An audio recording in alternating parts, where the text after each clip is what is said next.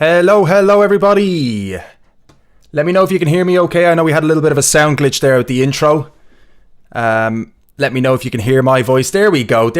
Yeah. Well, you know, it always happens. If you're a little bit late, there's going to be a glitch. I think that's what's going to happen generally. Let me know if you can hear my voice all right, if everything is good. I was messing around with my audio interface today, and I should not have done that. Do not mess with stuff audio or technologically related before you go live. There you go. That's my tuppence today. Guys, welcome to the show. This is our second deMars Live of 2021.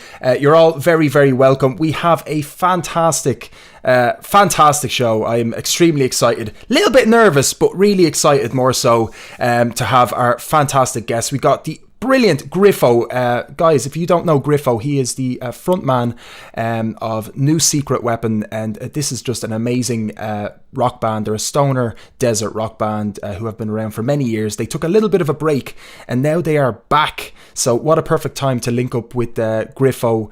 We have done numerous projects together already in the past, and we're going to have a little bit of a chit chat about some of his past projects and him looking to the future. So really looking forward to touching base with him. He's also going to give us a bit of a live performance, which I'm really looking forward to too.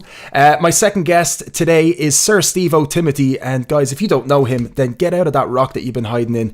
Stevo is one of the biggest up and coming Irish comedians. He has gone absolutely viral many times over the past few years, and he's based in Galway. He has recently moved a lot of his videos to YouTube, and he has hit 5 million views on one of his videos.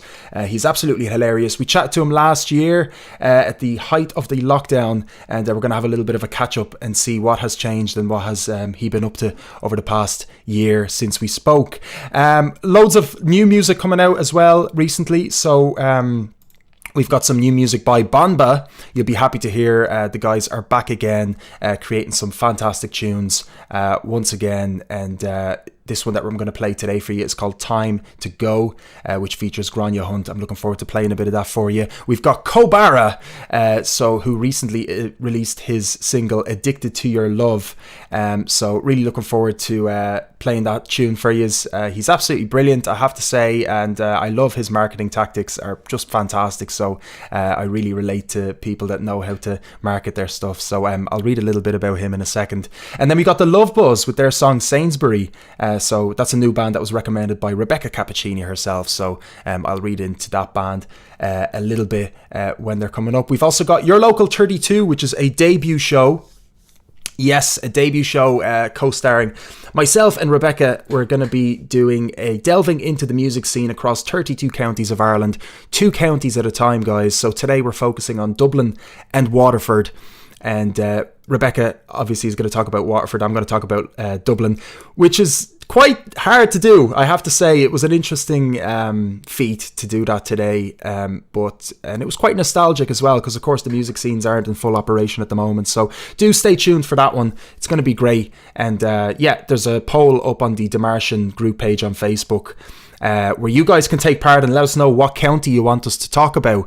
And I don't know what county is in the lead at the moment, but if anybody is on that group page, do let me know what county is ahead. And we're going to do it for you next week. By the way, if you want to join that group, all the links are in the description. So any links that I might be calling out there, they're all in the description there for you today. And don't forget to like the stream, guys. Don't forget to subscribe if it's your first time tuning in. Every Saturday, 6 p.m, guys, we have influencers, musicians. We have chats. We have live performances, local independent music, and loads of stuff in between. And as well, last before least, we have also the Max Factor today with Maximillion Foy, a fantastic dude. He's going to be talking about his top 5 comic book writers that you can check out, some of them being Irish as well, and their influence on comic books. So really interesting piece. Really looking forward to playing that, to having him as well on the show. So that's a quick rundown of the show today, guys. I know I seem a little bit rushed, but there was a lot of last minute bits and bobs to do. We have some little skits as well that we're going to be playing in between. So without further ado, I'm going to kick into our first little bit of music today. So just having a look at the chat here as well before I proceed. So what's the story, everybody? We got KOBARA in the house. what's the story do? We got Viking Promotions. We got Rita, who is excited for it all to start. Rita, you're very welcome to the stream. Don't forget to subscribe if you're new, guys. We got Lindsay in the house. Lindsay, hope you're keeping well. Good to see you in the chat. We got Paul Archbold giving us a how are you, chickens. We're doing pretty well, brother. Thanks for asking. And yeah, do post a comment in if you do feel so obliged to, and let us know how you're doing, guys. Like I said, the question on the group chat is, what county should we cover next week? And you're more than welcome to post that into the chat. And you're more than welcome to interact with us in any way you want, and also post in your questions for the guests that do come onto the show. I might, miss a question or two, so sometimes it's hard to... you're quite enthralled in the conversation, if that's the right word. So I might miss any questions, but do feel free to post them in. We got Paul Downey in the house, and we got Brendan Marsh with a nice old hello, Joe. Fantastic, guys. Welcome, welcome. So our first little bit of music is by BANBA. Yes, BANBA we have been graciously introduced to last year with one of their releases that caught our eyes, called The Moon. Today will be their fifth single. Actually, it's not today, it was already released a while ago, but it's their fifth single called Time to Go, which features Grania Hunt. BANBA is an experimental electronic project from two Irish natives inspired by natural elements, astrology, Irish culture, and an intense curiosity for sound. The name BANBA derived from the Irish folklore Banva, one of the patron goddesses of Ireland.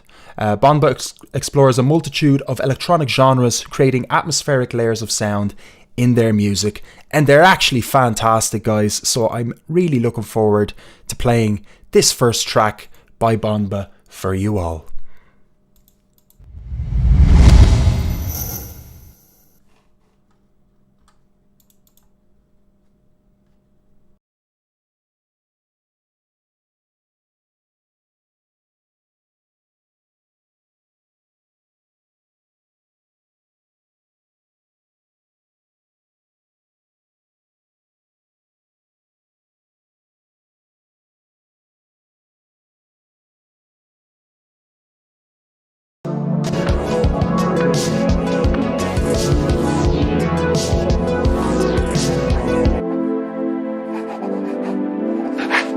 The writing is always easy. I couldn't intentionally create to be relative.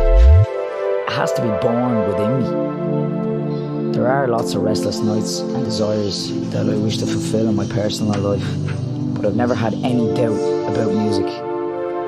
Doubt kills more dreams than failure ever will.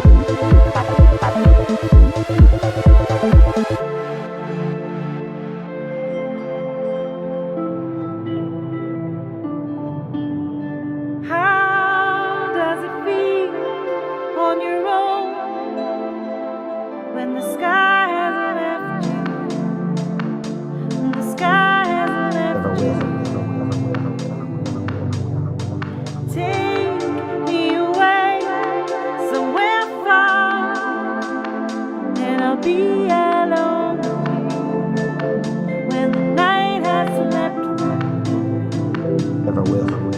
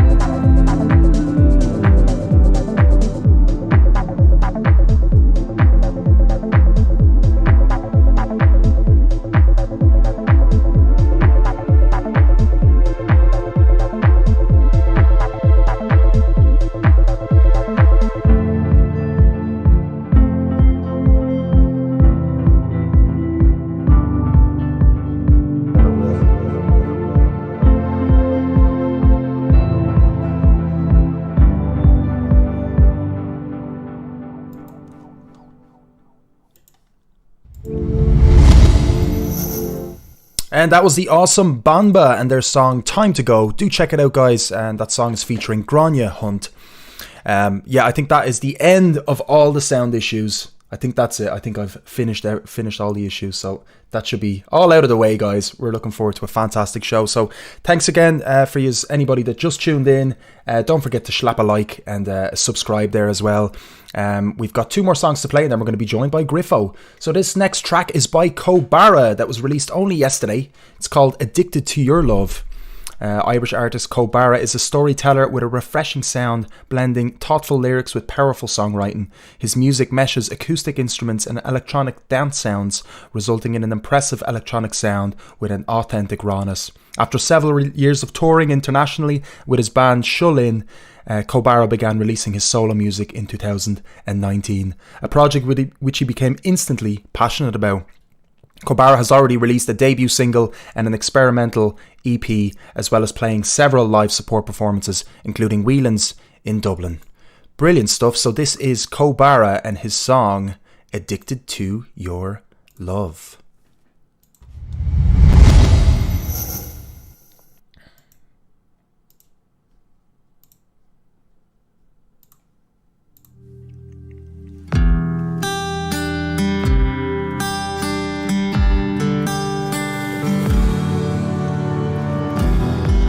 Don't know what I've got in my future, in my heart.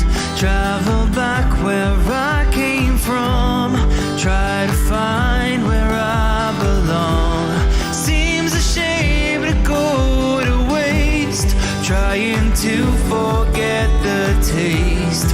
Like the hand wearing a glove, I'm an addict to your love.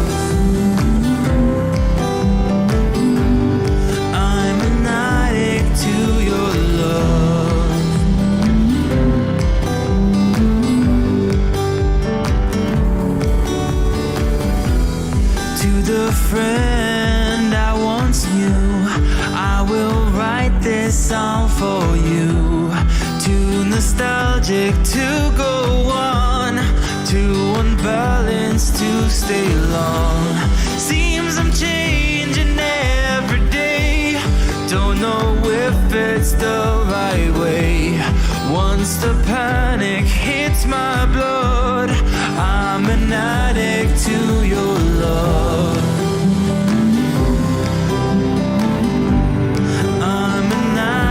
To your love,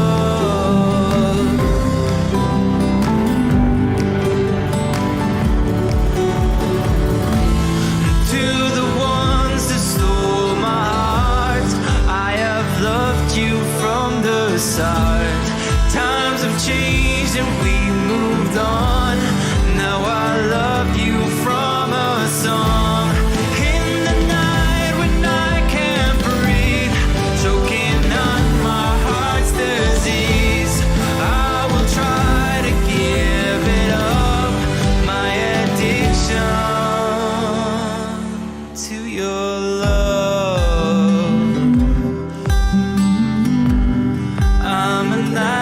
To your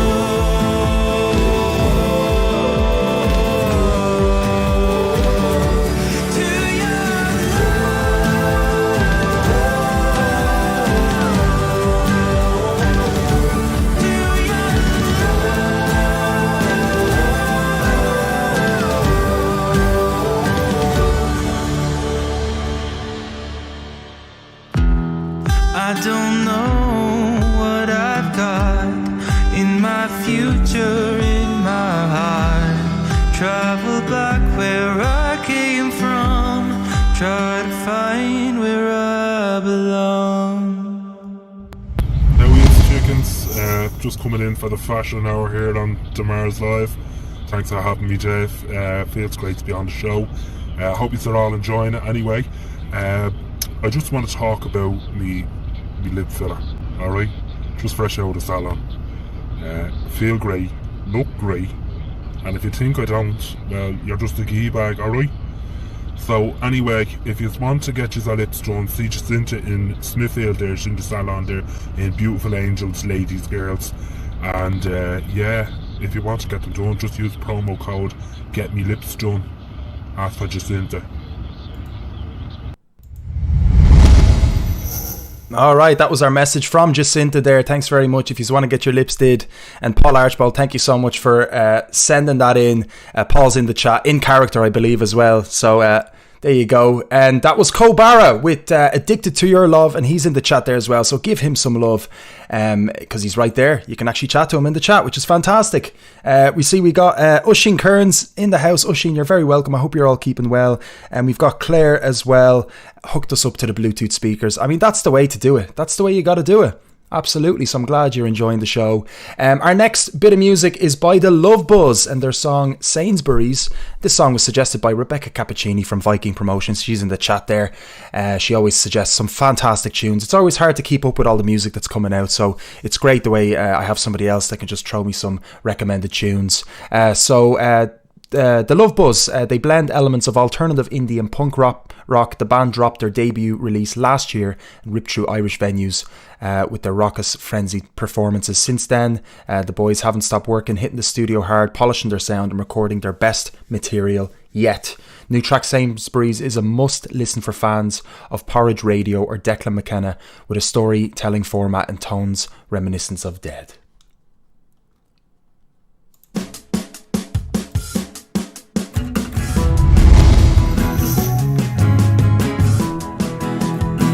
What's up, Jacinta?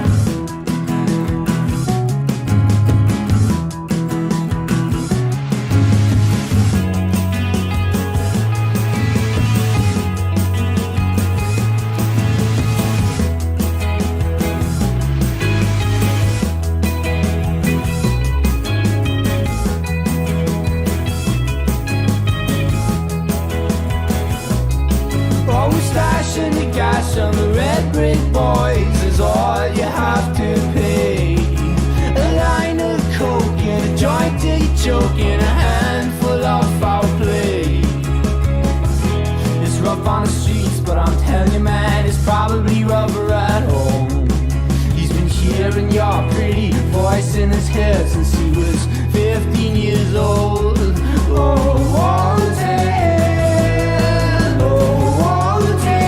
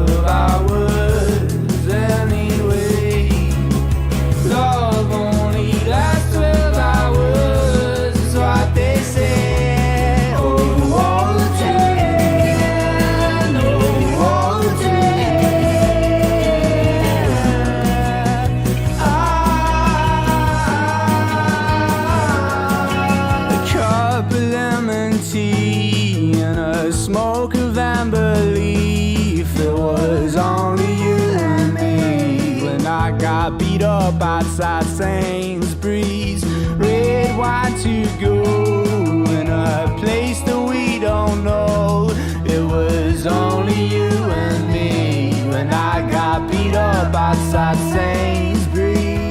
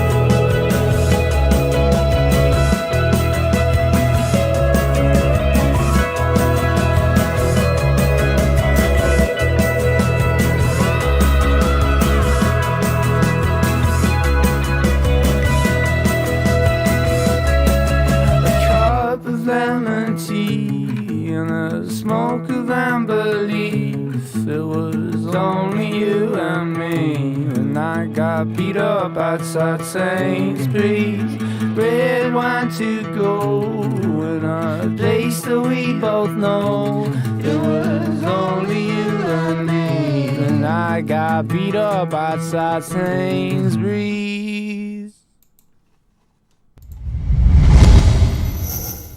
The Love Buzz, Sainsbury's, recommended by Rebecca there in the chat. Thank you, Rebecca. Always great to hear suggestions from you. Guys, that concludes our new music playlist segment, and our next guest is the fantastic Griffo. I'll give him a quick introduction here. It's going to be hard to do. He's the frontman and founder of three-piece Irish stoner desert rock band New Secret Weapon, who have just recently gotten back together after a short hiatus. Griffo has been making waves on the Irish music scene for many years, and he is also one of the co-founders of Knockin' Stockin'. He also has his own project called Galebird and plays bass for Dovely. He also ran many successful independent music events across Dublin, his most recent being in Drop Dead Twice, which was a string of multiple live stream events that went very, very successful, and that was back during the lockdown in October.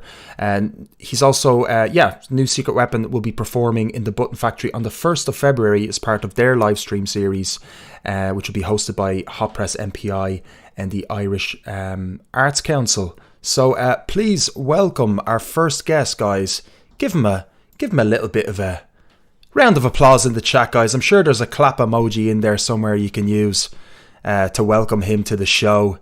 First time us actually having a chat together, because I don't know if some of you guys remember, we had Griffo last year, I guess. It's a good few months ago now, but we had him during the game soundtrack. So let us know in the chat if you remember that. That was crazy, actually. I think that was a couple of beers and 4 hours of gaming. I don't know how he did it, but fair play to him. Griffo, how are you keeping, man? Welcome to the show. Oh, good. Yeah, nice one, bro. How are you going? Brilliant. Yeah, you're looking very red-hued. Do you select your hue before you come on, or how does that work? I kind of had a bit of a dash around the place and just set the place up so I could feel like I was in a half performance mode kind of thing, you know. Fair play to you. I mean, you're mood lighting, I think they call it. Mood lighting, that's what they call it. Yeah. So how because you have a pretty interesting setup at home, right? I mean, you've basically your own home studio and stuff like that, do you? Yeah, I've just been developing building slowly droppy monkey as much gear as I can get my hands on and just wiring it all together and making noise. Seems to be working. I just started an Ableton course there a few weeks ago and kind of cracked a few more live situations as well as studio or organic situations here. So I've started doing other people's demos and stuff and breaching out into the into other earning capacities on account of it. So yeah, it's all good. Brilliant. Yeah, I mean, that's the thing, I guess. Obviously you we both know of the live stream situation. We've had the live stream essentially for the guts of almost a year now, and you've done some live streaming either on this show, but you've also done live streaming in venues, and one of them was Drop Dead Twice. So I guess we have to sort of upskill, isn't it, into this sort of new technology. How has that been for you? Because I mean, you've been playing music for years. The whole production game itself, which I'm very much immersed in, has taken a serious couple of U-turns and it's completely decimated, as we all know, so we won't go on harping on about that, but I'm kind of abandoning ship and going full vocational, fully music, and going back into the education system as in sector as well. I'll be teaching this time next year, some night courses and stuff like that, and then with an aim to get out and coordinate one of the songwriting courses in one of the colleges for further education over the next 2 to 3 years. So kind of have I'm after shifting my whole plan of attack, even when the going was good there. Being Luxembourg can be quite you're up against it as it is, out to tender on the calendar with other people and whatnot, so I just need some more security to be able to engage in my vocation more, and teaching being vocational as it is, so it just gives me all that space and time to actually commit to music. Fair play to you. I mean, you're still within the music sphere, and it's great that you can. It's sometimes it's just a timing thing, isn't it? We have these ideas that we have in our heads, and I'm the same. Like I relate to that in the way, that I'd have a vision. Like, what was I thinking last year? I know the COVID obviously changed the vision for many, so that was a big thing. But the fact that we're able to accept that change, do you know what I mean? Like sometimes it takes a long time to sort of go, actually, yeah, I'll just do this instead. Was it a hard one for you, like, to sort of transition into like a different reality almost, or was it just like, yeah, we just gotta, like you say, just keep going? Yeah, kind of presented itself. Mm. It was a bit of a kind of glaring me in the face, and then there's a couple of people pulling strings for me in the education end of the thing, so I wasn't going to stand around on ceremony and look that gift horse in the mouth too long. Genuine opportunity there with some really sweet people looking out for me, and trying to find placement and whatnot for me. So I've been a guest lecturer out in Bray. A songwriting workshop out there recently, and thanks to Rob and Doug and Ivan and the crew out there for looking after me. Yeah, it's a good opportunity. But elsewhere, my pursuits are just to get a couple of accolades and engage in the teaching wherever it materializes. Well, I only met you. It was at the Transmission Festival, I guess, when we booked Dove Lee in, and we had a little bits of chats here and there. We had a chat at that. We had a little chat at the M. Kelly event, and then we have chats through Instagram and stuff like that. And I only know you a little bit, but I know a bit, but it's pleasure getting to know you. Like, it's interesting. I'm meeting all these lovely people. Do you know what I mean? Yourself included. Through the lockdown, I never would have met so many people. It's weird, isn't it? Yeah, it's so weird. It's all connected, and it's such a pleasure just getting to know people like yourselves and learning a bit. But I'd love to kind of take this opportunity to know a little bit more about you, with regard to like your early beginnings. What kind of got you into music? I always find that like maybe a very typical question to ask, but I genuinely do find it intriguing. It'd be a typical question to ask, but you're never going to get a typical answer from a musician. True. They're all very far removed from each other. The genesis kind of stories, but one is particularly strange. When I reflect on it, I was singing in Latin for about 7 or 8 years every Wednesday as a boy chorister in the Tala St. Mary's Priory there with the Dominican Vespers choir. So it would have been the Dominican Brotherhood. And every Wednesday I'd be singing in Latin and having my voice trained. Wednesdays and Saturdays, my mum and dad just trying to get me into anything and everything just to keep me away from my pals, because it was just Wild West out in Tallaght at the time. So I was kind of didn't really know I was that into it until I started getting little parts along with the Dublin Grand Opera Society and stuff like that. I sang in Carmen Bizet's, Carmen Puccini's Tosca, and the Gaiety. Then I did like big choral works. I ended up getting a spot down with the RT Corn and Og for a bit. Nice. Studying under Colin Malby there, who studied under Benjamin Britten, who turns out to be one of my favourite 20th century composers. Like, he's off the chain, amazing turn of the century guy. So like when it's only upon now that I'm immersed in music so much, and I reflect on my background and the kind of origins, is why I have so many weird twisty influences, because I was just kind of consumed from an early age from some kind of alternative sources. When you say alternative, I'm not talking about rock and roll. I'm talking about like completely, like, just at the time all my sisters and brothers were listening to the Smiths and rock and roll and like early like new wave and stuff like that. And I was getting immersed in major dissonant choral works and crazy stuff, so I didn't really realise how deep-seated that stuff was until I referred to basically my favourite things about music now, and which are kind of dissonant strangitudes and high octane kind of stuff and big classical influence. I couldn't really realise was there until I started to learn more about it, and then obviously I pursued music from there out. What was the first project you set up that was like it brought you into the actual industry itself? Well, that would have been I beelined it across Europe for about 4 years, playing trad and rock and roll in the Irish pubs, and I came back and I hadn't I came back and seeing my pal Severs Aaron Darker, playing with a band called Mad in the Head up in the Voodoo Lounge, and none of them could barely even hold their instruments. And their first song was called Ambulance, and it was literally like, and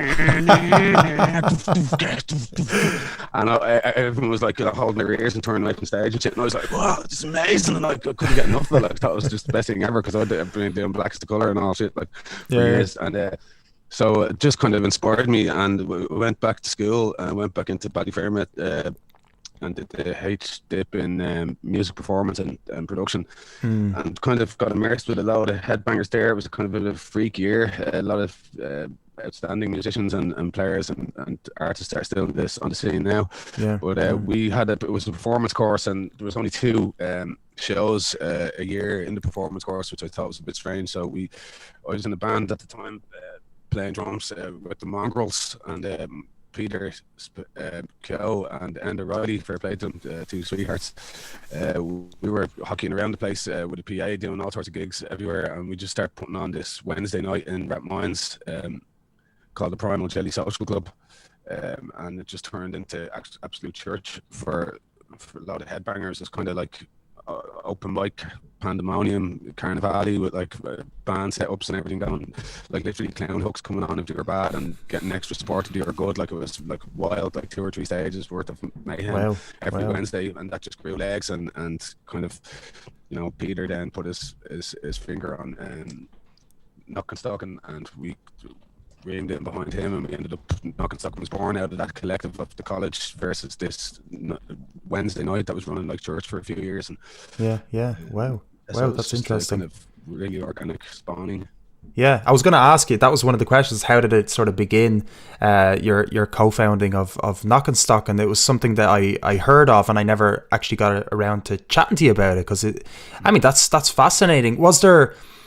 Did you like, okay, so it's a natural thing that happens, a natural thing that usually just progresses into something bigger. We're catering for a major collective and a major scene. It wasn't just like, you know, at the moment it seems to be broken up a bit, and over the last few years it's kind of smashed to bits. A lot of individual pockets of cool, amazing people, and that kind of collective thing is suffering slightly.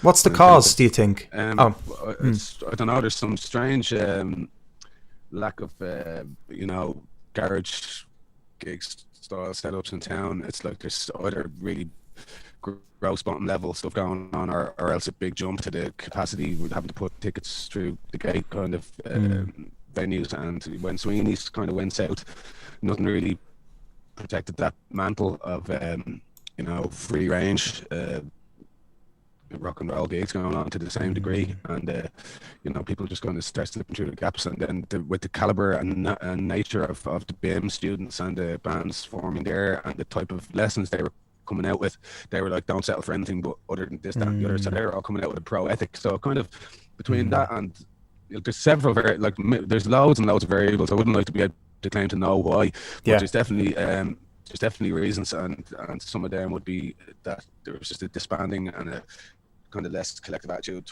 going on, and so that's what. And then obviously we're just all smashed to bits. So I was trying to achieve that again with we dropped dead twice there. We were kind of on the money, and the arc was good, and the kind of trajectory was good, and then we just all got smashed to bits with COVID. So I'm just slightly disheartened on the production end of things.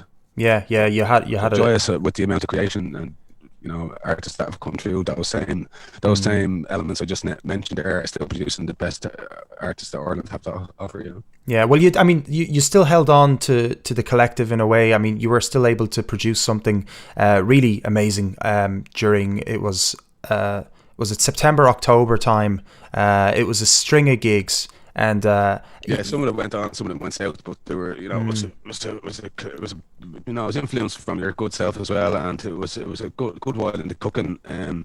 Everybody had the idea, everybody knew it was gonna have to go that way. It was just people weren't willing to roll the dice on trying to put tickets through the door, you know. And then once the kind of stimulus packages rolled in, and then the other arts grants and stuff started lining up, and you know, then they were everywhere, you know. So you had your neck out there fairly early on, based on the old school price of admission, so that was fairly brave, and that was completely exclusively online, whereas I was doing the kind of Larry O'Geill's Holland vibe, and as I said, it was a moderate level of success, and then a couple of gigs just went completely south, which we're still working on bringing back this year. So, but that would be me swan song kind of thing, you know. That, and if the planets ever align well enough for Knock and Stocking to kind of, you know, re-immerse itself in amongst whatever's going on out there, or if the right type of offers are on the table, you know, it'll only happen again when the time is right and when things are right. You know, at the moment, I'm just like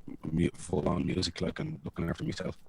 Yeah, it's interesting. And was Knock and Stocking, was it cancelled 1 year before the COVID anyway? Was it before? No, or we've never cancelled a gig. We've just like decided upon not going. We had a fallow year, and then we were having a fallow year 2020 on account of we were changing the model and changing the company, and we didn't launch. So we dodged a bullet there big time. Yeah, it was like a prediction, basically. Yeah. It's totally, like, everything was going a bit south, and like, I mean, the immersive effect of so many festivals. Like, there was a period of that back in 2011, 12, 13, where every hippie with a dreadlock thought he could put on a festival, you know, and there was a saturation effect there, but that didn't really affect us because we'd already we already had legs, like, so we kind of broke through that, and then we were like in a situation, like, after a few years of doing decent numbers, we're a different type of saturation effect with big, huge guns, big, huge lineups, big, huge festivals, and they're all over our calendar. So that was like, you know, we're just still trying to float this unsigned model to a lot of young trippers that can't afford a ticket, you know. So we had to change the script, and that's what we were, you know, trying to size up to do. But yeah, sure, it went in our favor in the end. Yeah, no, it's our counterparts this crazy. year. We talk from time to time. We're all amazing pals. We're all family, like, and just the difference of what we're able to do our lives. That Knock and Stocking isn't on the calendar is unbelievable. Yeah, it's crazy. And I mean, yeah, geez, how long is Knock and Stocking going now as well? It's how many years? Jesus, that's impressive. That's impressive. Like, and was there a stage during that? And I'm sorry, it's just so intriguing. Like, you know, it's for something to snowball as it did.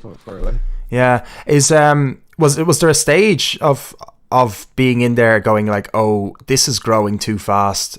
Was there another stage before that, even before you decided to reconfigure it there in 2020? Not for me. I was always mad to put the antlers on it and brilliant, and just provide that platform from our original mission statement, and to try and follow through with other elements of art to support all year round on the calendar. And we managed to do that with some venues and stuff like that, you know. And between McMahon and Coach Kiley and Graham Sharp and Jimmy Guerin and all the rest of the crew, they're still immersed and breaking through ground for bands, and not so much a couple of them, but they're, you know, there's still heavy hitters there, and, you know, it's a case of it never got too big for us. We were just didn't get the model right, like, you know, to be able to bang another, like, once you go over 5,000 people, like, the whole rules and regs change to a degree where it's sink an operation like us, like, you know, unless we had major corporate sponsors or major big headliners involved.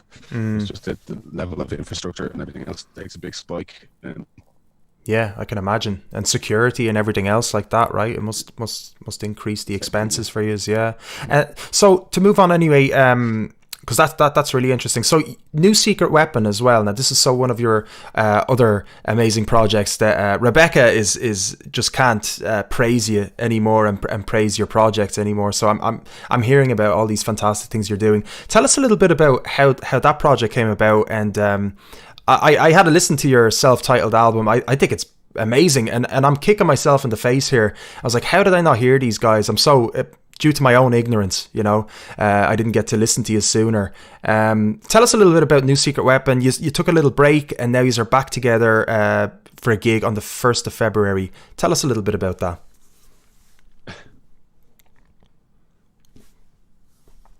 Can you hear me there? Yeah, can you hear me? I think it might have something gone funny with it. Oh, was it? Yeah. Can you hear me now? Is it just passing out there? Oh, okay. Good. Yeah. So what the script with the New Secret Weapon is slightly linked to Knock and Stocking, because I met Trevor Kyo for the first time, and he was a long time friend of Mark O'Connor. He was a bass player, and I had been a big fan of Mark's band Lord of the Black Mountain, and I was basically myself and Mark O'Connor ran off into the night with each other at the first Knock and Stocking, and he spotted Trev from across the field, and we were on the hunt for a drummer because we'd after backing our two vehicles up to each other and putting a tarp out and lobbing some amps and stuff together. And I ran like about 20 extension leads down to a barn in a field, and 2 fields away, and just where there was a random bit of power, and we just set up and started jamming. It was like 8 hours later, we were still jamming. And then Mark went off to America for a while, and myself and Trevor were kind of literally waiting in Leo, and I managed to poach them out of both their bands. And then we were traipsing around doing more. At one point, we'd more songs and gigs and rehearsals all together. Like, we were just space jamming on stages at left, right, and centre. And we moved out to Donabate and started kind of putting material together, and that's where kind of it started from there. Yeah, and you guys? I've seen a couple of videos of yous before playing with Shakalak. Do you know the guys very well? No, we've never played with Shakalak, but I know the guys.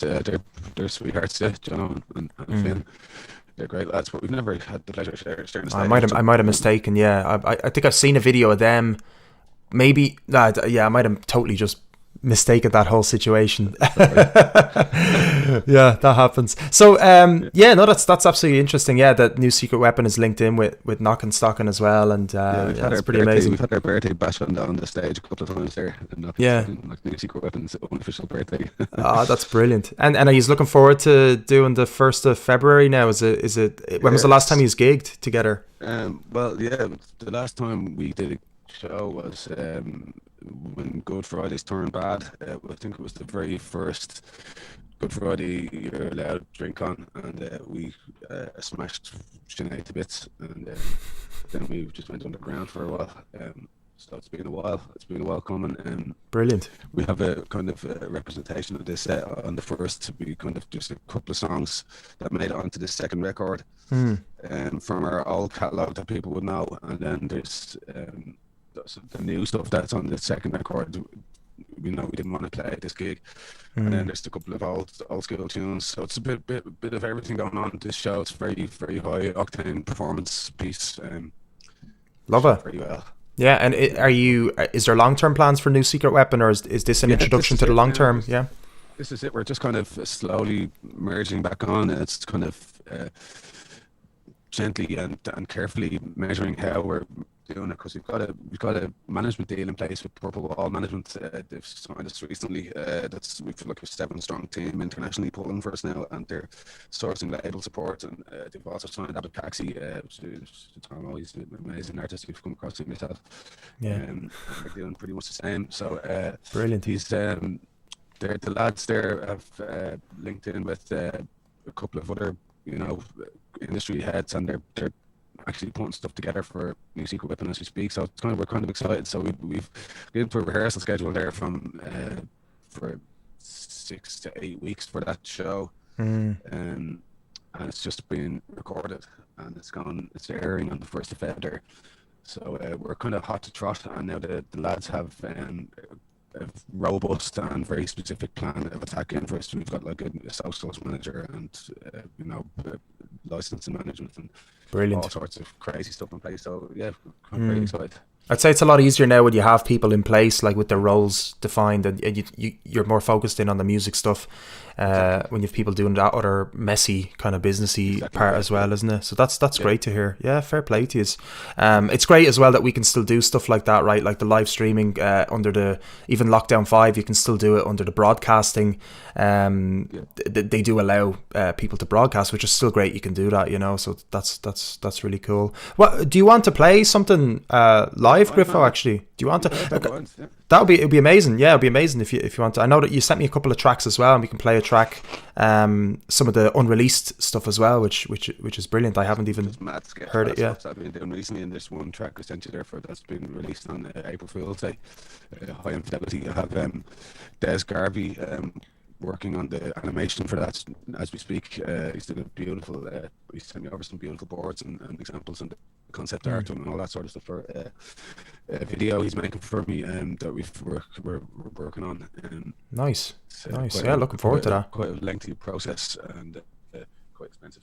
I'd say so. Yeah, that's it. We're getting that locked down and plenty of time for an April Fool's release date. Brilliant. What a day to choose. Yeah. Post that then, you know, depending on what's happening with the weapon and all, I just have to kind of, you know, if anything does land for new secret weapon and anything with any worth of and commitment, you know, that's going to take precedence, obviously, you know. But it also, the good thing about that is it kind of would increase the value of a solo artist project if they have something that they're affiliated with. So I'm just going to kind of slowly measure my release schedule for Jailbird as well, and not have too much of a rush and push on it, you know.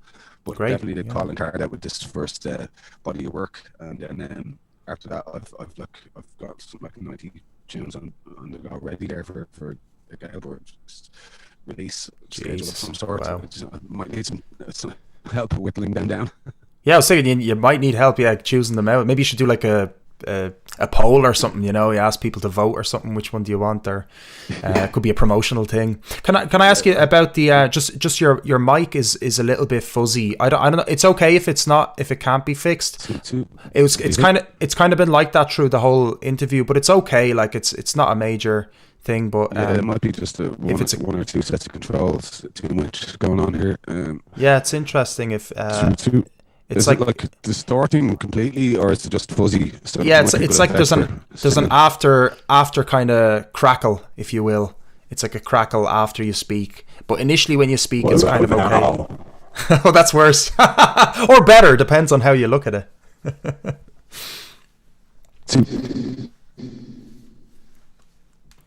Yeah, I'm just gonna play a number and see how we go on. I'd say just kick into it. Yeah. Stress myself out if I start to change the sound. That dude, I was like that before the set, before this thing, and I was messing around with the sound and it made things worse. So no, we're all good. Guys, back home, by the way, I'm joined by the lovely Griffo. If you have any questions for him, do throw them into the chat. I will try to pass them on to him. He's going to play a little bit of music. Griffo, I'm going to put you on a stage here, actually. Can you hear this?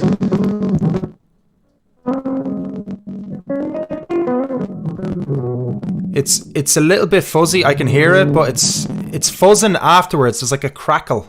It's happening from all the inputs, so it's like it's probably from the main. Yeah, I think it's because I'm going into the audio settings here.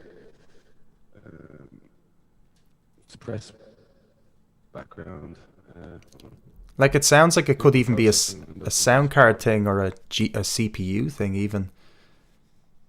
Yeah. Oh, Stephen Brennan's in the chat. Actually, Stephen is suggesting might change to an ASIO driver. Maybe it's the ASIO that's the.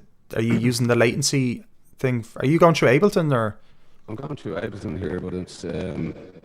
You know, I've had that before happen to me actually as well. It's all like it's not latency. I can hear myself.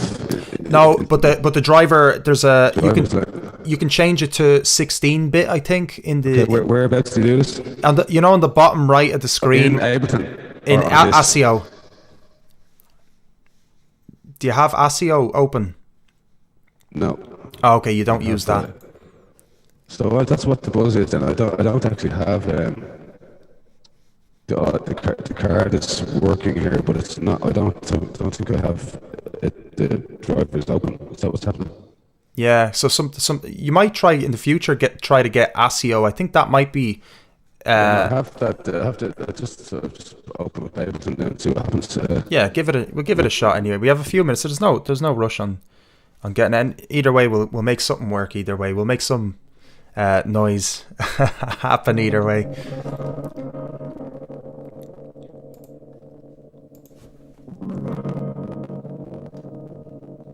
Okay. 2 1 2.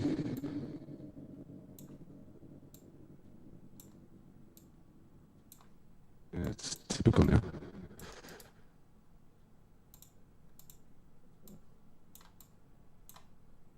Okay, so yeah, I'm in the drivers. What does it? It just says What driver does it say for input there for you? Focus right. That's your focus right, yeah. That's cool. Well, there's the hardware setup there. That's only for buffer size, so for playback, maybe it should make it a bit bigger. We should have probably sound checked a little bit more before. That's my bad. I should have just... Yeah. Stephen said, if it's a USB interface, it will have ASIO and Ableton. Yeah, I had to download ASIO separately usually, as a separate kind of plugin. I can't hear you now.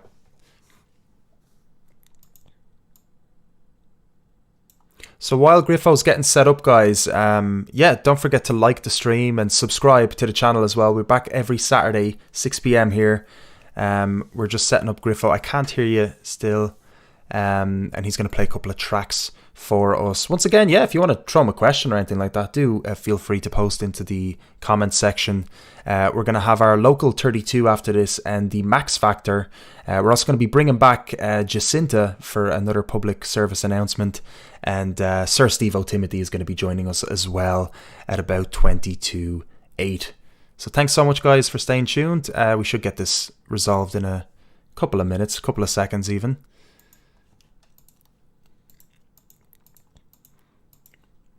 Oh, the joys of live streaming, isn't it?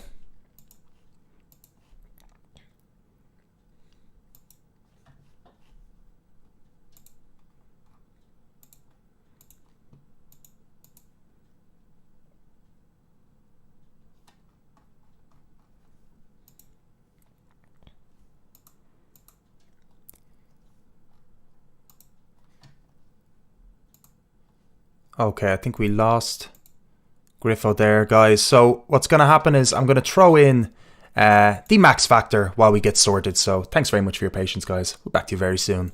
Is it a bird? Is it a plane? No such luck, amigos. It's the goddamn Max Factor.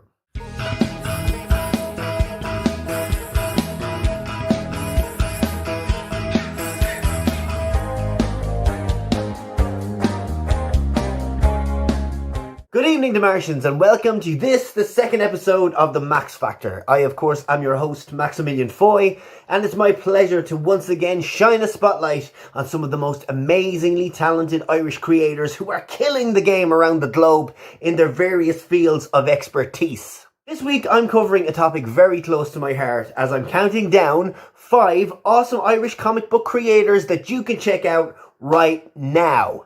Now, there are lots of amazing Irish talents working in the comic book industry at the moment. So I'm going to preface this by saying that this list is based on my own personal taste. I wanted some up-and-comers represented here as well as the big guns. So if there's anyone you think I should know about or that the deMartians in general should know about, please sound off in the comments below because I'd love to hear your suggestions. Now, when it comes to comic books, I love exaggerated designs, I love bright, vibrant colours, and for that reason, I'm going to start off with 2 ladies who ply their trade as colourists, one of the most overlooked but most absolutely vital areas of comic book making. Ruth Redmond is an Irish comic book colourist living in Canada. Now, she is in her own right an accomplished writer and penciler, but it's her colour work that's seen her gain international acclaim and taken her from Boom Studios to Marvel Studios, where she now works on titles like Deadpool, The Amazing Spider-Man Renew Your Vows, The Worst Ever X-Man, Imagine Agents, and loads more. There's a wonderfully lively and almost neon quality to Ruth's work that I love, so if you want to check it out yourself, I recommend looking up her work on Revolutionary War Dark Angel. Next up is another artist who's gaining plaudits for her incredible colour work. She is, of course, Cork native Ellie Wright. Now, I personally have to say that I love Wright's work, as she's been working for Dynamite Studios for the last while on 2 of my favourite comic books. One based on 50s pin-up legend Betty Page, and the other based on an icon of trash horror, the one and only Elvira, Mistress of the Dark. She has done amazing covers for both Batman and James Bond too, and she's swiftly becoming one to watch on the comic scene. At number 3 is Declan Shelby, a comic book artist who was born in Dublin but now hails from County Clare. He is without a doubt one of the most talented artists in the business, and his work at Marvel Comics, and in particular on titles like Moon Knight, Thunderbolts, and of course Deadpool, have made him a mainstay at the industry's biggest titan. Not content to be strictly an artist, he has also written his fair share of great series, including one of my favourite crossovers of recent years, Deadpool vs. Old Man Logan. Indeed, Shalvey's kinetic and expressive style depicts the Marvel Universe in a brutal and brilliant manner like it's never been depicted in before. Coming in at number 2 is a man who probably should be at number 1. But screw it, lads, this is my list, and he's just going to have to settle for second place. He is responsible for both Preacher and The Boys, two of the most successful comic book adaptations in the world today. He is the legendary Garth Ennis. Now, Garth is originally from Northern Ireland, and over the course of a 30-year career, he has written some of the most acclaimed comic books of all time. Now, seeing as both Preacher and The Boys are familiar to mostly everybody at this moment in time, I'm going to recommend to you my favourite Garth Ennis comic book, which is my favourite Punisher comic book. It is the wonderful Welcome Back, Frank. It's got all the guts, the gore, and the gags that make Garth Ennis one of the best comic book writers in the world. Now, if you look behind me, you may very well find a clue as to who the number 1 spot on this list is going to be. It's no secret, I am a massive Transformers fan, and I've been obsessed since I was first bought an issue of the weekly UK comic way back in the late 1980s. Now, in all my years of collecting Transformers comics, one man has stood out as my favourite writer and artist for the world's favourite robots in disguise, and that man is Wexford's very own Nick Roche. Now, Roche has worked on several titles over the years, lending his distinctive art style to The Amazing Spider-Man, Doctor Who, which he penned himself, and is well known for bringing sweeping stories, diverse characterisation, and so much heart to IDW Publishing's flagship brand, The Transformers. Roche has received international acclaim from the worldwide comic book community. He's swept up awards, and he's even delivered talks and lectures in the National Gallery of Ireland on creative writing. All this from his amazing relationship with 1984's biggest selling toy line. Now, the 2 titles I'm going to recommend to you are Last Stand of the Wreckers and Sins of the Wreckers. The former was recently voted IGN's greatest Transformers story of all time, and both are just epic. If you have the smallest bit of curiosity about Transformers comics and the Wreckers saga in general, I cannot recommend these books highly enough. So props to you, Mr. Roach, you are number 1 on this week's Max Factor. So that's my list, folks. I hope that if you're a comic book fan, you might have heard of something new to check out, or if you're new to comics, then it might tempt you to pick up a book and get stuck in for the first time. As always, you can follow me on Instagram. I'm Maximillion Foy. That's at Maximillion_Foy. If you feel like you like what you've heard, go and check out the podcast I produced, Murder Most Irish, or check out my band Cell Games and our new single, Lament Configuration. Once again, thanks for tuning in. I'm going to see you next week. And until then, I'm going to give you back to the Ayatollah of rock and rolla, the Svengali of the deMars Entertainment Network, Padre Kozak himself. Thanks a lot for listening, guys, and I'll see you next week.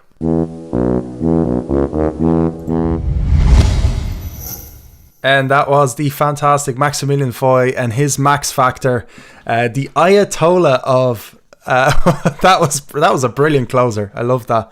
I might use that myself.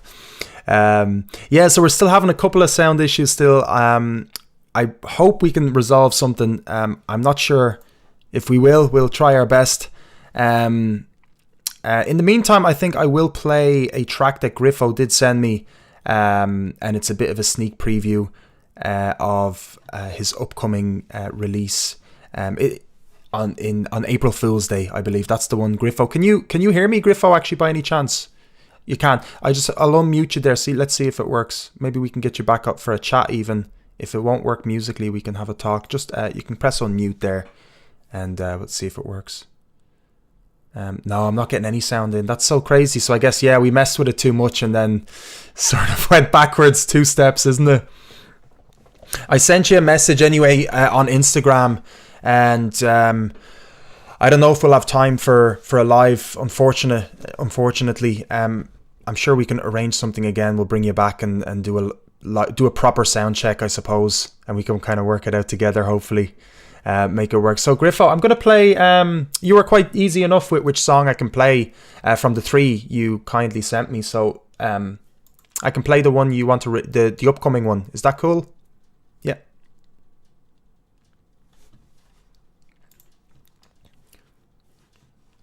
Do you want to give me a buzz, Griffo? Actually, that might be a bit easier if you give me a call. And guys, I'm going to play one other little thing here while we sort out the last little bit between me and Griffo here. So once again, thank you so much for your patience. And bear with me. We're not going anywhere, guys. We're here for another hour and a half. So enjoy this little skit by Dario Rodriguero.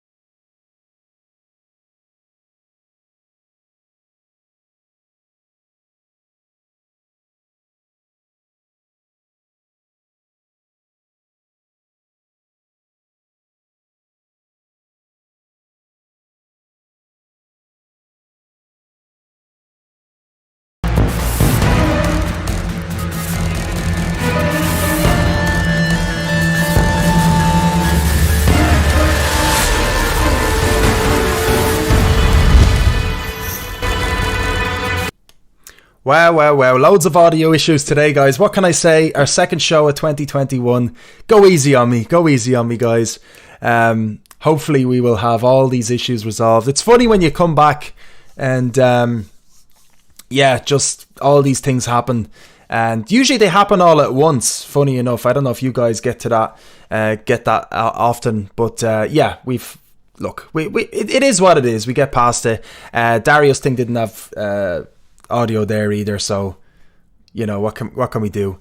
So I'll play that again next week. Let me know. You can hear me okay, I believe. I think that's fine. Unfortunately, we couldn't get Griffo on for a bit of music, but I will play one of his tracks that he sent over, and it's an exclusive tracks only for you guys, and to get you back as well for all the audio technical issues. So if you will bear with me a moment, I will put this up. It's called High Fidelity. And it's Galebird.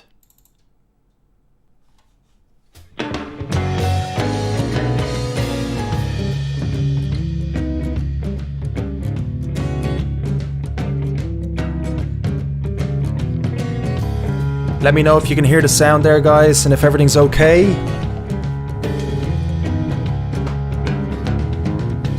Brilliant. You're listening to Galebird. Too many men you have brought to the slaughter. I think you've been through this all before. Never the same as what's in your bed, no.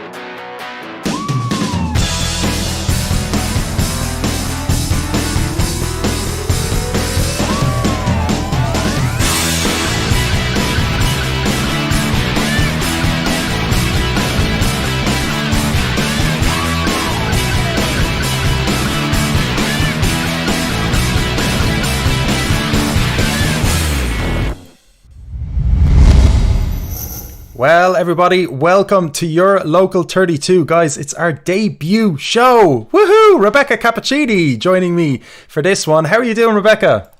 Hold on, let me unmute you here. Jeez, if I get another sound issue here, honestly, like, I'm just going to turn off the stream, guys. I think I'm done. My goodness, how are you keeping? You all right? I'm very well. Like, obviously, this is a feat and a half. I was really nervous. Actually, I'm never nervous doing shows, but today I was like, oh my God. It's interesting. I mean, I was feeling a little bit of nerves myself, to be honest with you. And I guess maybe I was like, predicting sort of the technical errors, or maybe I caused them. Sometimes your own nerves, your own self seems to be the problem causer most of the time, as they say. But look, anyway, we got to move forward. We got to move past this. I'm actually very excited about this. This is going to be a lot of fun. I think this has been long overdue. Obviously, we've been in chats about this segment for a long time. And finally, it's here.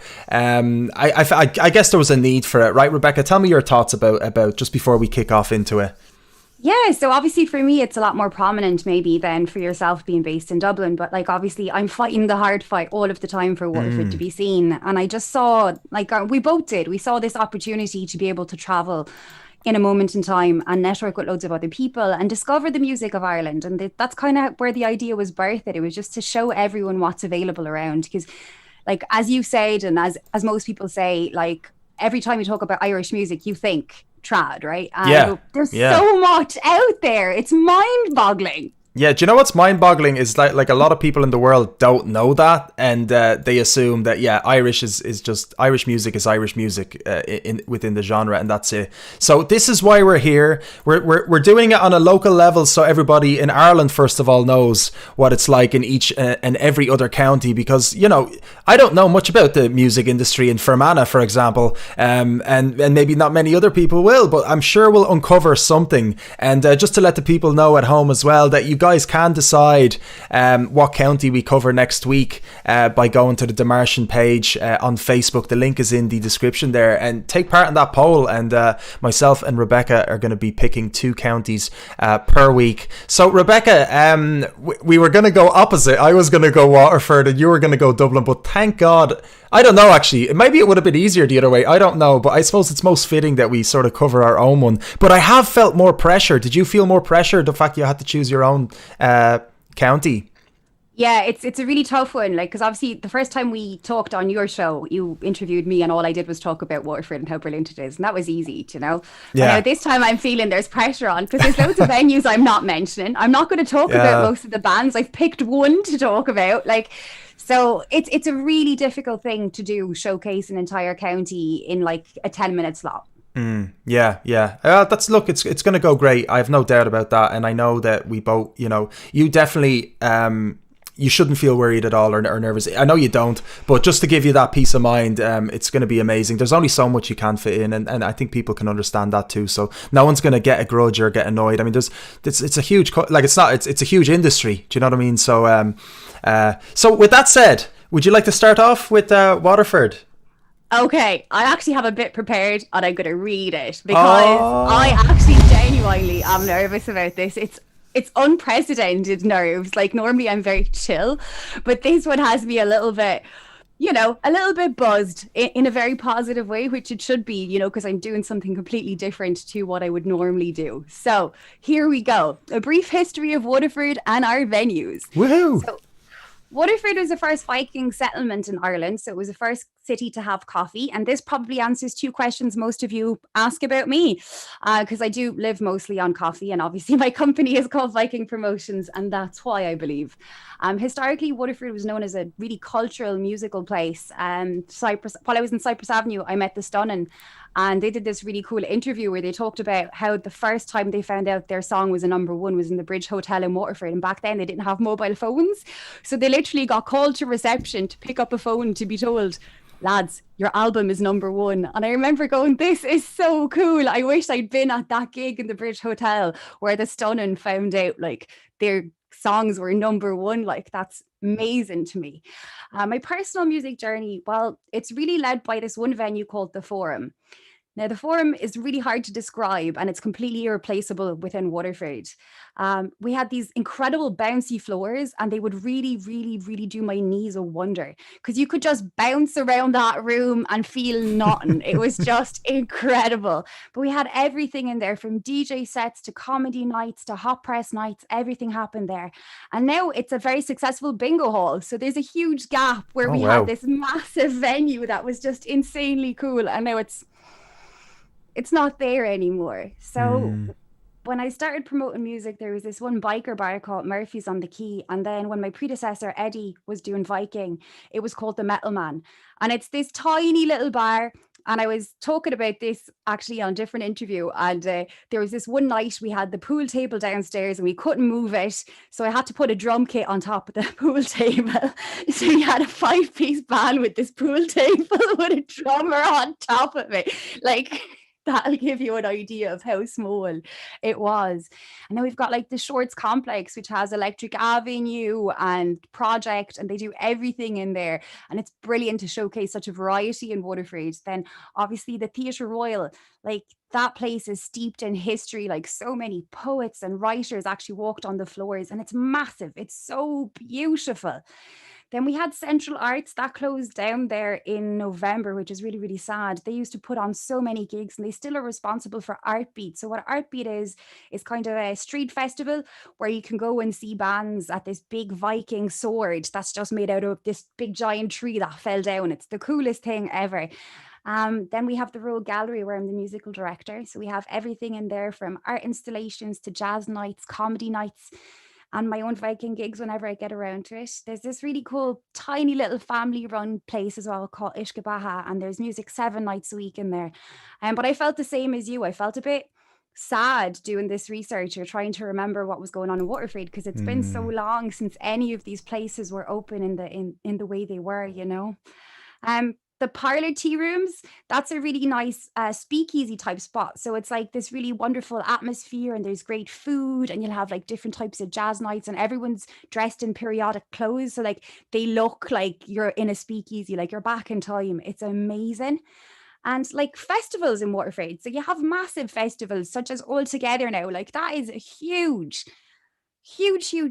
Like, and that is just very, very missed at the moment. You have like the big top tent as well, where they actually have live events that are massive and really, really mixed, you know.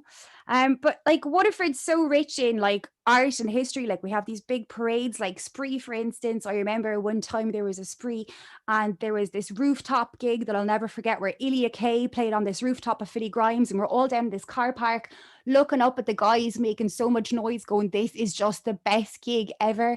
Or we had the National Lottery down here in the plaza and they had like Keela playing for them. So like the National Lottery draw was actually done outside on the plaza.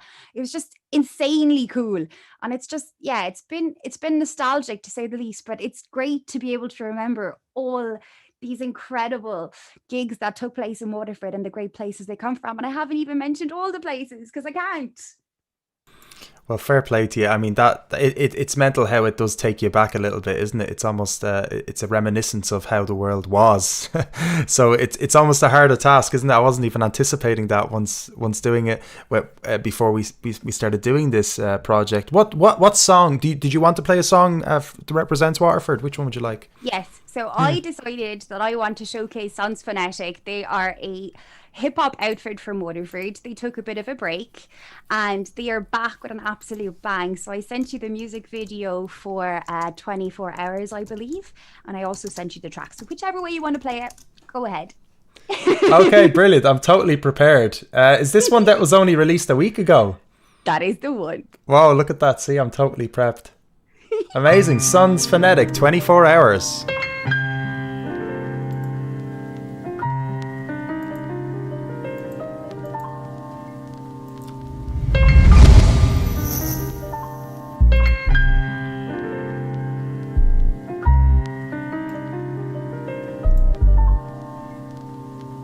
For the time time ticks on through the early morning breaks of dawn. Time on the clock is still ticking. No time for looking back, it's done. About to give it to you 24/7 on the mic. Hey yo, we used to spit on breaks as they spin, imitating what they did on the television late in the crib.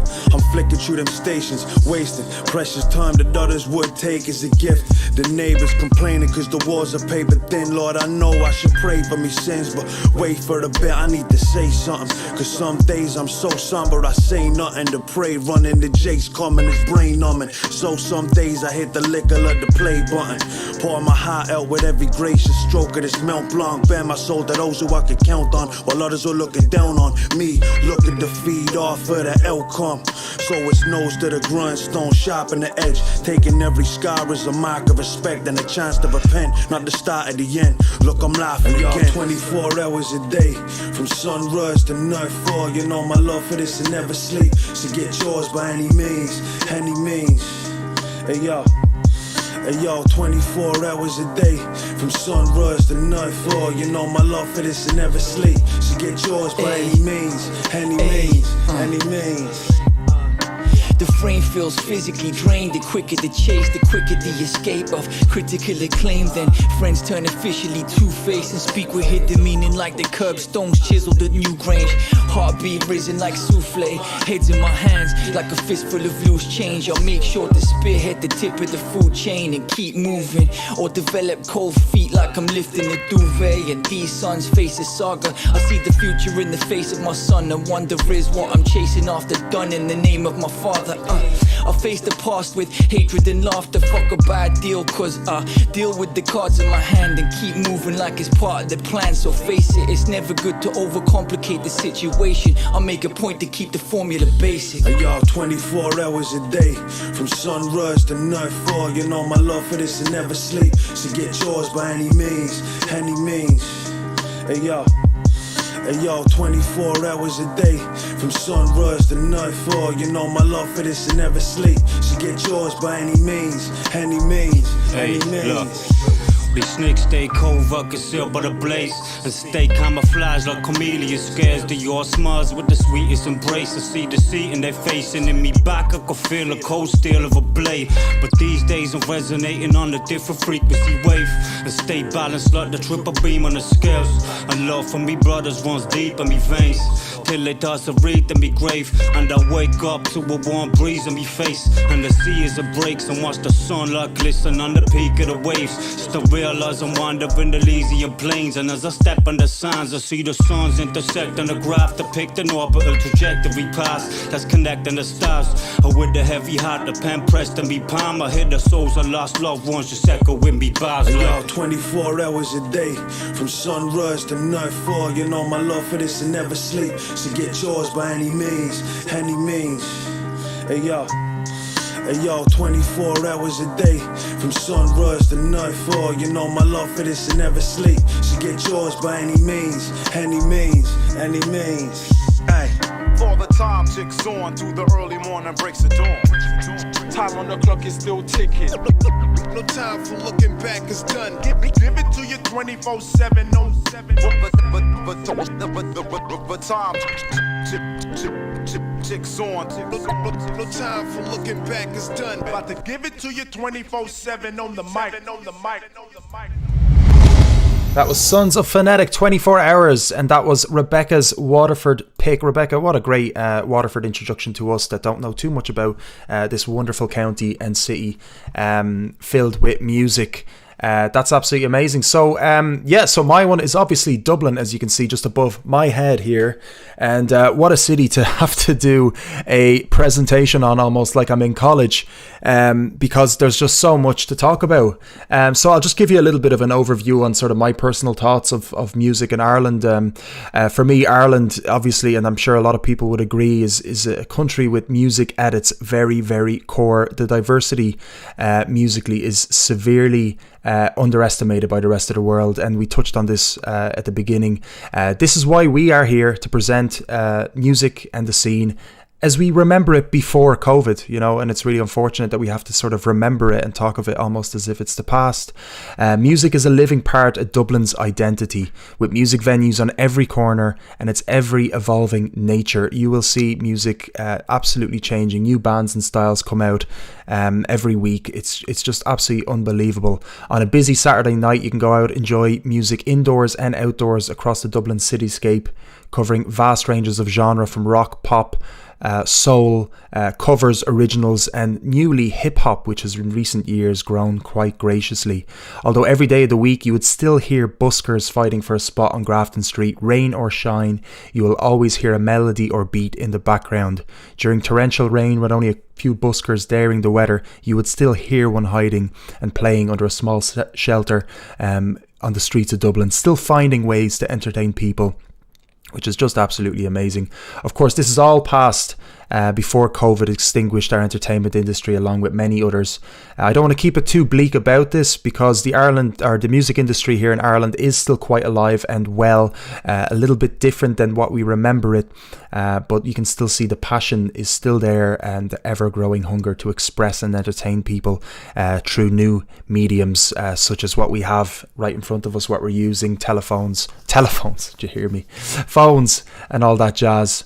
With regard to artists, along with being home, of course, to many world-renowned artists, should I even name them, the likes of Imelda May, the Chieftains, Tin Lizzy, U2, of course, the Cranberries, Clannad and Aslan.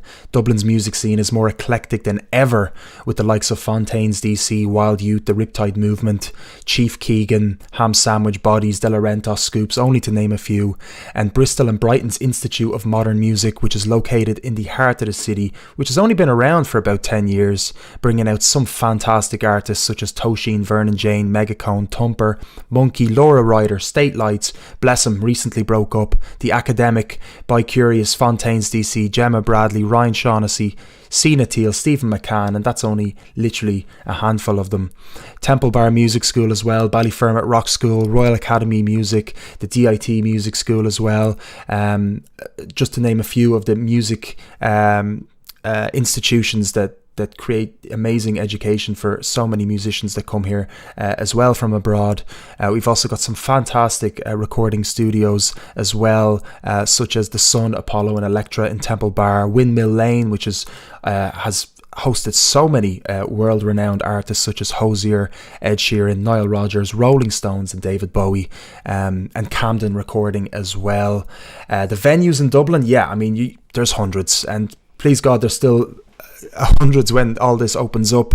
You can go out and see a massive international act or massive local act in the Tree Arena, Academy, Vicar Street, and before and after you can go see a plethora of local bands, DJs and artists on some of the hundreds of other smaller to medium venues as well.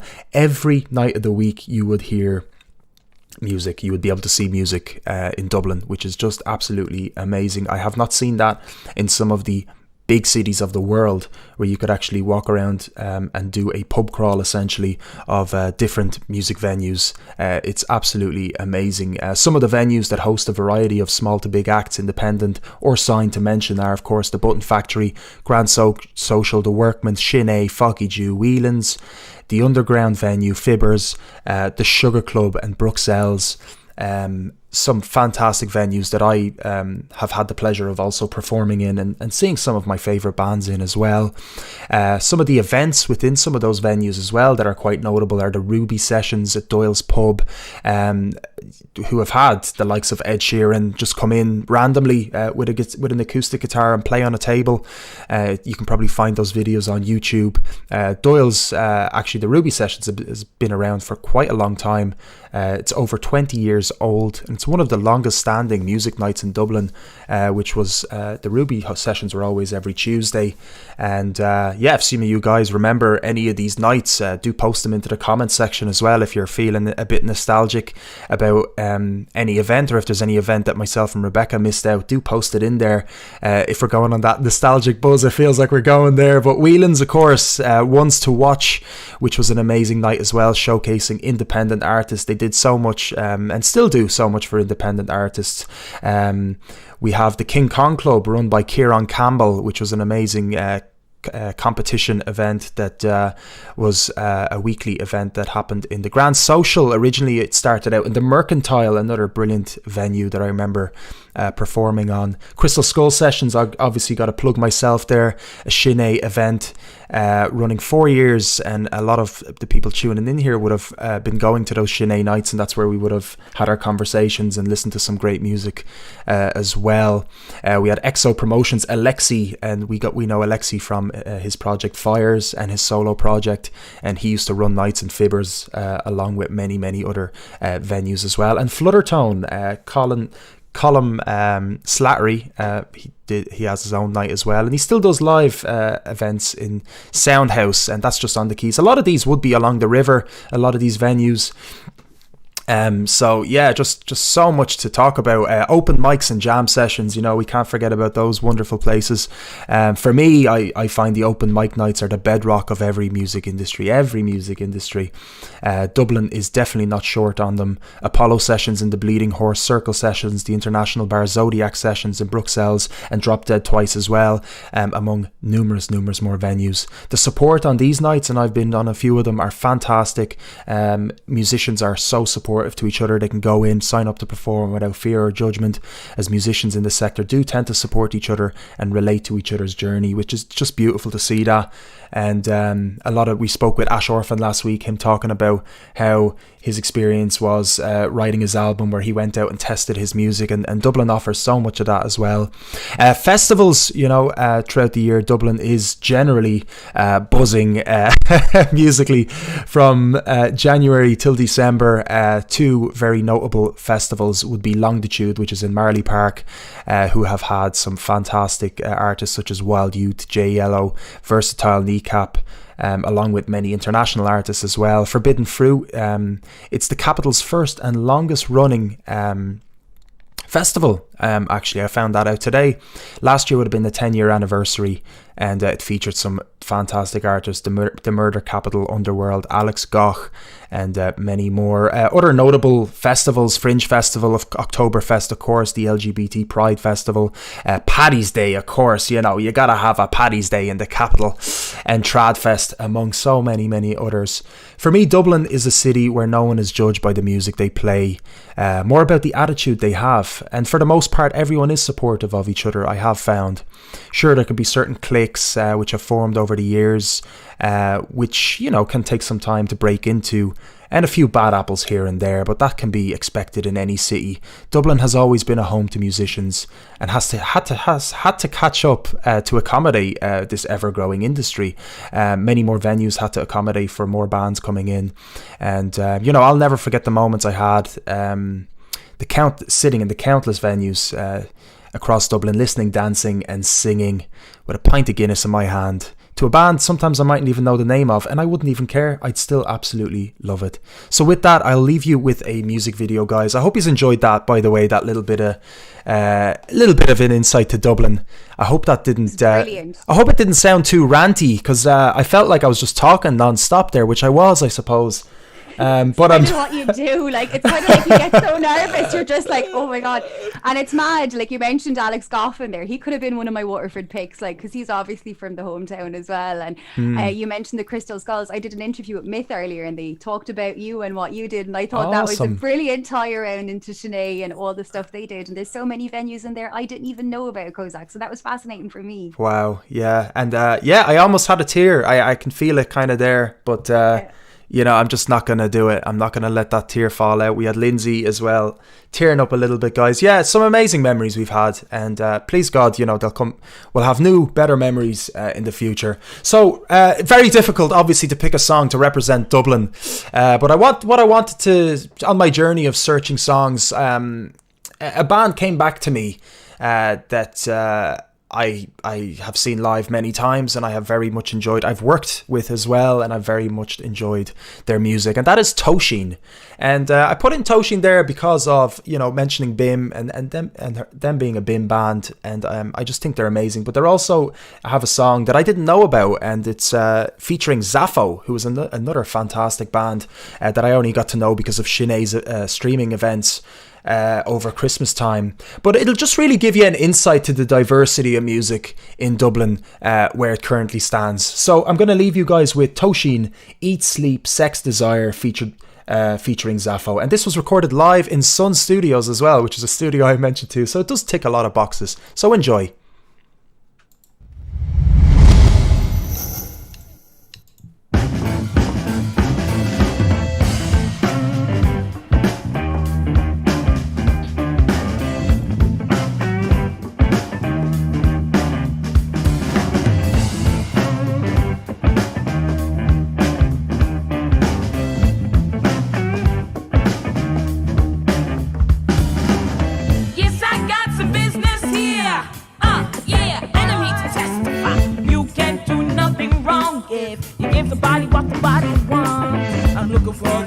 That's got yeah, the hot stuff, and you catch your drift, now take your hand for treat the tin. I want to see, I want to see.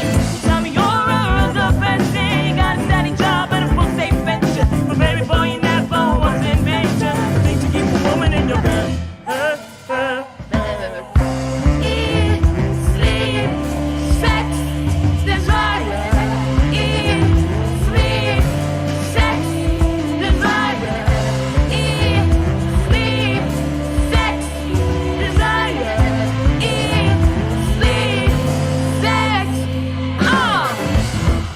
Stop the break. You only met this brother, girl. You gotta conversate. Ha ha ha. He loves everything you say. Got your eye up here like a 3-course meal. Yeah, Mr. Light Brown Eye.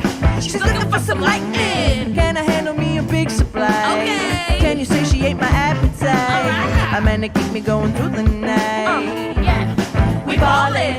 It's all about the chemistry, the positive psychology, some intimate biology, equality is all. You tell me you're a real person. You got a steady job and a full state pension, but baby boy, you never once in mention. Need to keep a woman in your bed. Eat, sleep, sex, desire. Eat, sleep, sex, desire. Eat, sleep, sex, desire. Eat, sleep, sex. Just think about it, baby. We can save, get a move until the crack of dawn. Exercise your animal rights while we are young. Can you connect your body with your mind and your spirit? Open up the rights above and show me some love.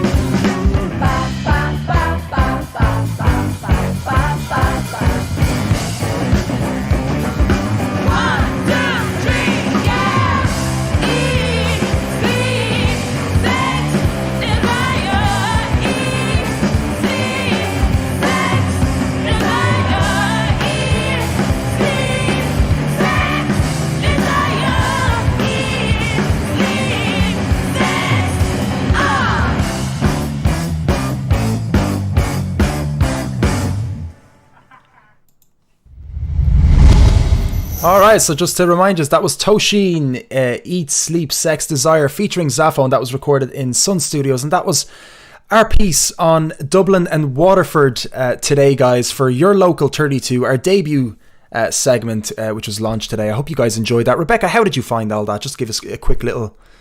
Well, like you said and like I said, unexpectedly taken over by grief, which was really not part of what the project is meant to be. I literally was meant to be like, oh, I can't wait to talk about Waterford and how amazing it is. But now that segment is over, and I think you did a fantastic job, because like I was saying, there's you so did as many... well. Oh, I'm still rattled. But look, we're pushing on, you know. I think it's going to be great. I can't wait to see who they vote for our next counties. It's so interesting. Like, there's so much to know about. There's so many interesting characters all around our country. There's so many fantastic bands we haven't even heard yet.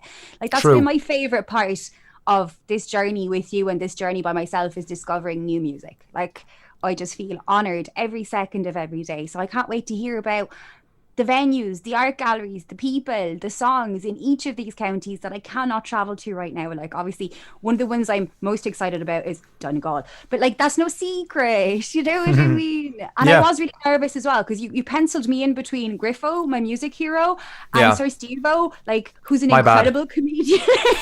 Oops. We should have probably scheduled it or debuted it the week later or whatever, but we had to jump into it, didn't we? We had to jump into the deep end, and you did really well yourself, Rebecca. And yeah, I know, I guess it was kind of an unexpected sort of turn of events. The fact that, you know, it was a little bit heartbreaking to sort of think back, because it is quite looking back on how it was and how did we not foresee that. But it's interesting how these things happen. And I think, you know, what we're doing is of a greater effect, is sort of giving people hope that, you know, we can get back to how it was. So I think it is actually quite empowering. So Rebecca, listen, thank you so much. And guys, by the way, you know, do check out Rebecca on her own social media platforms as well. She's doing a great job for supporting the local music industry. I stumbled on local because it doesn't even feel as local, because we are branching out a little bit further out across Ireland, so I would still maybe consider that local, I suppose. But yeah, no, it's an amazing thing. So well done, Rebecca. I'm going to love you and leave you, and I'm going to invite our next guest. So I'll talk to you very soon.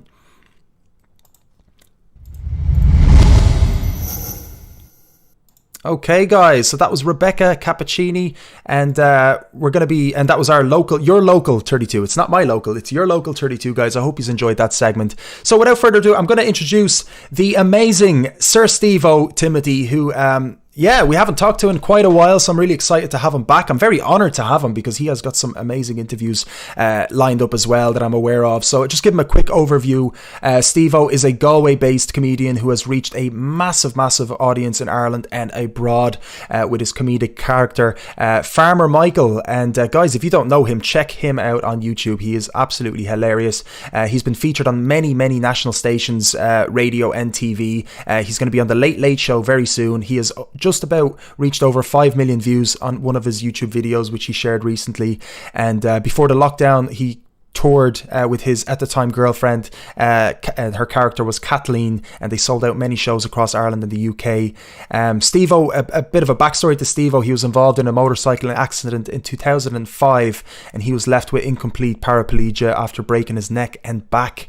Last year he cycled a 5 kilometer without any support, and he was just an amazing journey watching him do that, and the journey up to it, and he did that for charity. So fair play to Stevo for coming onto the show today. And we're here to talk about his recent music release as well, called No Chorus. So guys, give a big massive warm welcome, give a big massive round of applause and a warm welcome to Sir Stevo Timothy. Give us a round of applause in the chat, guys, and welcome him to our show today.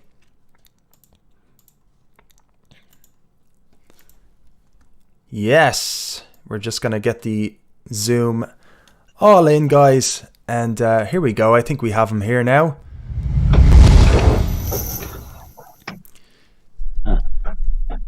Stevo, how are you? Hello. Well, how are you doing? Good to see you. Great. And who's there sitting beside you? Give us an introduction. Roxy. Well, how are you? Good. How are you? Oh, I'm doing great. It's great to see both of you. And I wasn't expecting to see both of you, which is actually a lovely surprise. It's great to see you. I've seen your recent videos. I think they're absolutely fantastic. And you know what? I'm absolutely honoured to have you here, both of you. Steve, I know as well. We haven't had a chat in a long time. And I've seen some of the interviews that you're going to be doing coming up, the Late Late Show, and you're coming on my little YouTube channel. And I'm absolutely honoured that you're making the time. It just shows what kind of character you are, brother. Seriously. No, seriously, nothing went to your head. I'm just amazed. I wonder what I'd be in your position, you know. I just saw your post there, 5 million views on it's 5 million, right, on one of your YouTube videos. And it's just 7 million now. Well, there you go. So no one's who's counting, right? But it's just an amazing feat. Like I have to say, like, fair play to you, because I've seen your growth over the years, and it's just an absolute pleasure seeing you go further and further with it all. So Tell us a little bit. Since last time we spoke, I know a lot has changed. Do you want to give us a little bit of sort of like what's been going on recently? Like the last time we spoke was about 9 months ago, perhaps. How have things changed for you? I suppose no more live shows for the foreseeable future.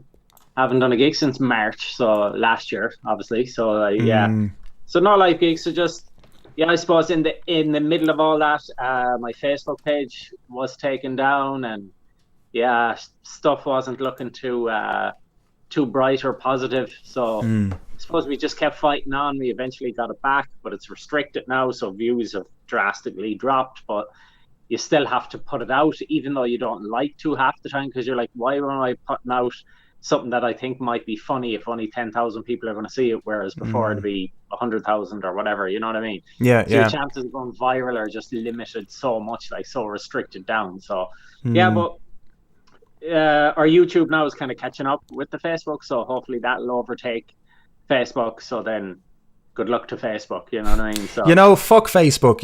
I've stopped using Facebook. I'll use it for my own sort of little bit of eventing and promotion, but I've been streaming just on YouTube. And I think when we were chatting, we were on Facebook before at our stream, but the only thing such a with shame. Facebook is like you're so dependent. Like 90% of my ticket sales for gigs would be through Facebook, and boosting an event and putting up the event. That's the only good part about Facebook. But because that's limited now, you have to boost everything. You know what I mean? If you want to do that. It's a bollocks. But it is, especially the fact you have to manage multiple channels. And I noticed that you have multiple channels as well. And of course, one of the reasons we're chatting today as well is to promote your recent single, No Chorus, which is awesome, by the way. And it's just great to hear it, like to see you and hear you, I suppose, branch out into other realms. And just on that, just touching on that, it's a question I wanted to ask you, because you being, starting out with comedy and doing comedic skits, what do you get from recording something musically or writing stuff down like vocals or lyrics that you don't get from comedy? Do you get something else out of that? Because I don't delve into comedy. I'm not a funny person, but I do a little bit of music, so did you find something in music that's different? It's kind of therapeutic, and it's the real me. And you can get a message across through music more clearly than you would with satire that some might miss. So with the music, it's clear cut. It's clear cut, the message you're trying to get through, and it's clear cut. I suppose like when you listen to No Chorus, immediately it's a sad song. You listen to All in His Head, it's a song about mental health straight away. There's no having to decipher it or anything. It's there in you. It's there, or not in you, it's there thrown at you, you know what I mean? So and because I suppose like the music is me. The music is the real me. The comedy is just the surface me, and the character isn't me at all. So at least with the music, it's actually me. There's that genuineness. And Roxy, how about yourself? So how did Stevo rope you into all of this? Did he literally rope you in, or tell us a little bit about how you got involved with some of this stuff? Roped me in. He followed me with a rope, wrapped around me, threw me in his car, and was like, "You're doing this now." Now, did he wrap it around your neck or around your leg? Because that makes a difference, I guess. Dragged her up the Dragged. Brilliant. He had something up on his what was it? Your Facebook, your Instagram. I seen it saying that he wanted a new character or something. I says, "Sure, I'll give it a go. I'll do it." And he called up the Sunday. Yeah. I think it was. He called up on the Sunday anyway, and he says, "Right, we'll try one just for the crack and see what happens." And they had a brilliant response. So we were like, "Let's do it." Let's do it. Brilliant. And were you interested in comedy before, Roxy? Give us a little bit of your own background, even the guys would like to know. No, not interested in comedy whatsoever. Not that I wasn't interested in comedy, I just didn't think nothing about it, that I'd be doing it. Do you know, that sort of way? But I mean, for COVID, everything was shut down. Yeah. And we're like, I'll give it a go. Give me something to do during this COVID. Yeah. Try something different. It definitely has been a time of sort of doing things a little bit differently, or a time of reflection and introspection. Absolutely, that's what they say. Yeah. I mean, I did. So it's been interesting. It's been good. Yeah. So, did you like have a preconceived notion or anything about what was going to happen, or like? No, didn't have a clue. Yeah. Okay. Didn't have a clue. The first time it hit me that Stevo was like more than what I thought was when he picked me up the second day after work. We went for coffee and we're in the drive-thru McDonald's, and as another car was coming out, we were kind of stuck beside each other. It was just a bunch of like girls, whatever. And they were like, "Oh my God, look," pointing at him and like just go. I was just like, "Oh my God, what am I even getting involved in?" And I was like, "Kill me." So Stevo's like sick of it, I guess, at this stage, and sick of it, but it still makes me uncomfortable because I suppose you have that imposter syndrome, don't you? You sometimes you feel like you don't deserve it. It's not merited, so you kind of just and at the end of the day as well, you just feel like, look, I'm just a fella from Westside in Galway. Stop, you know what I mean? I'm just me. But the amount of people that think your name is actually Michael, is crazy. Yeah, like I'll never live this down. I'm typecast now for life. There's no getting out of it. You know what I mean? Like I'm in too deep now. That's what you're done with. And Roxy, you maintain your name in you don't create a character, do you? Or I'm Mary Bridget. Oh, you're Mary Bridget. Okay. Mary Bridget. There's the name. Yeah, but, brilliant.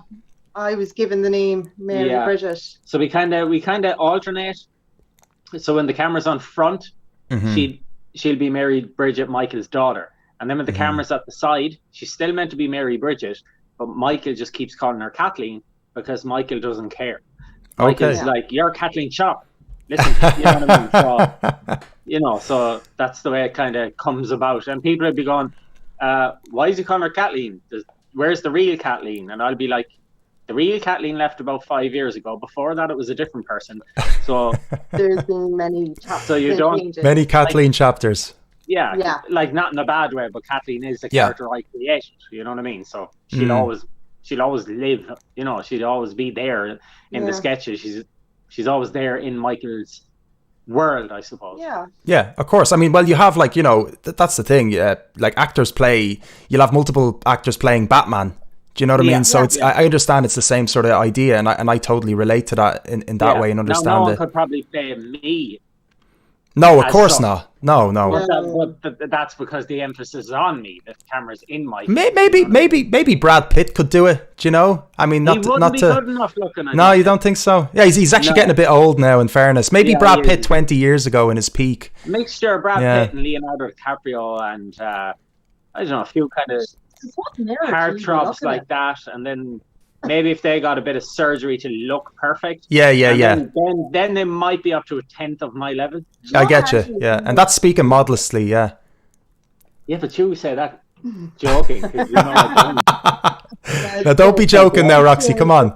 and you don't have an ego when you suffer from panic disorder. You can't have it. Your mind doesn't let you create an ego.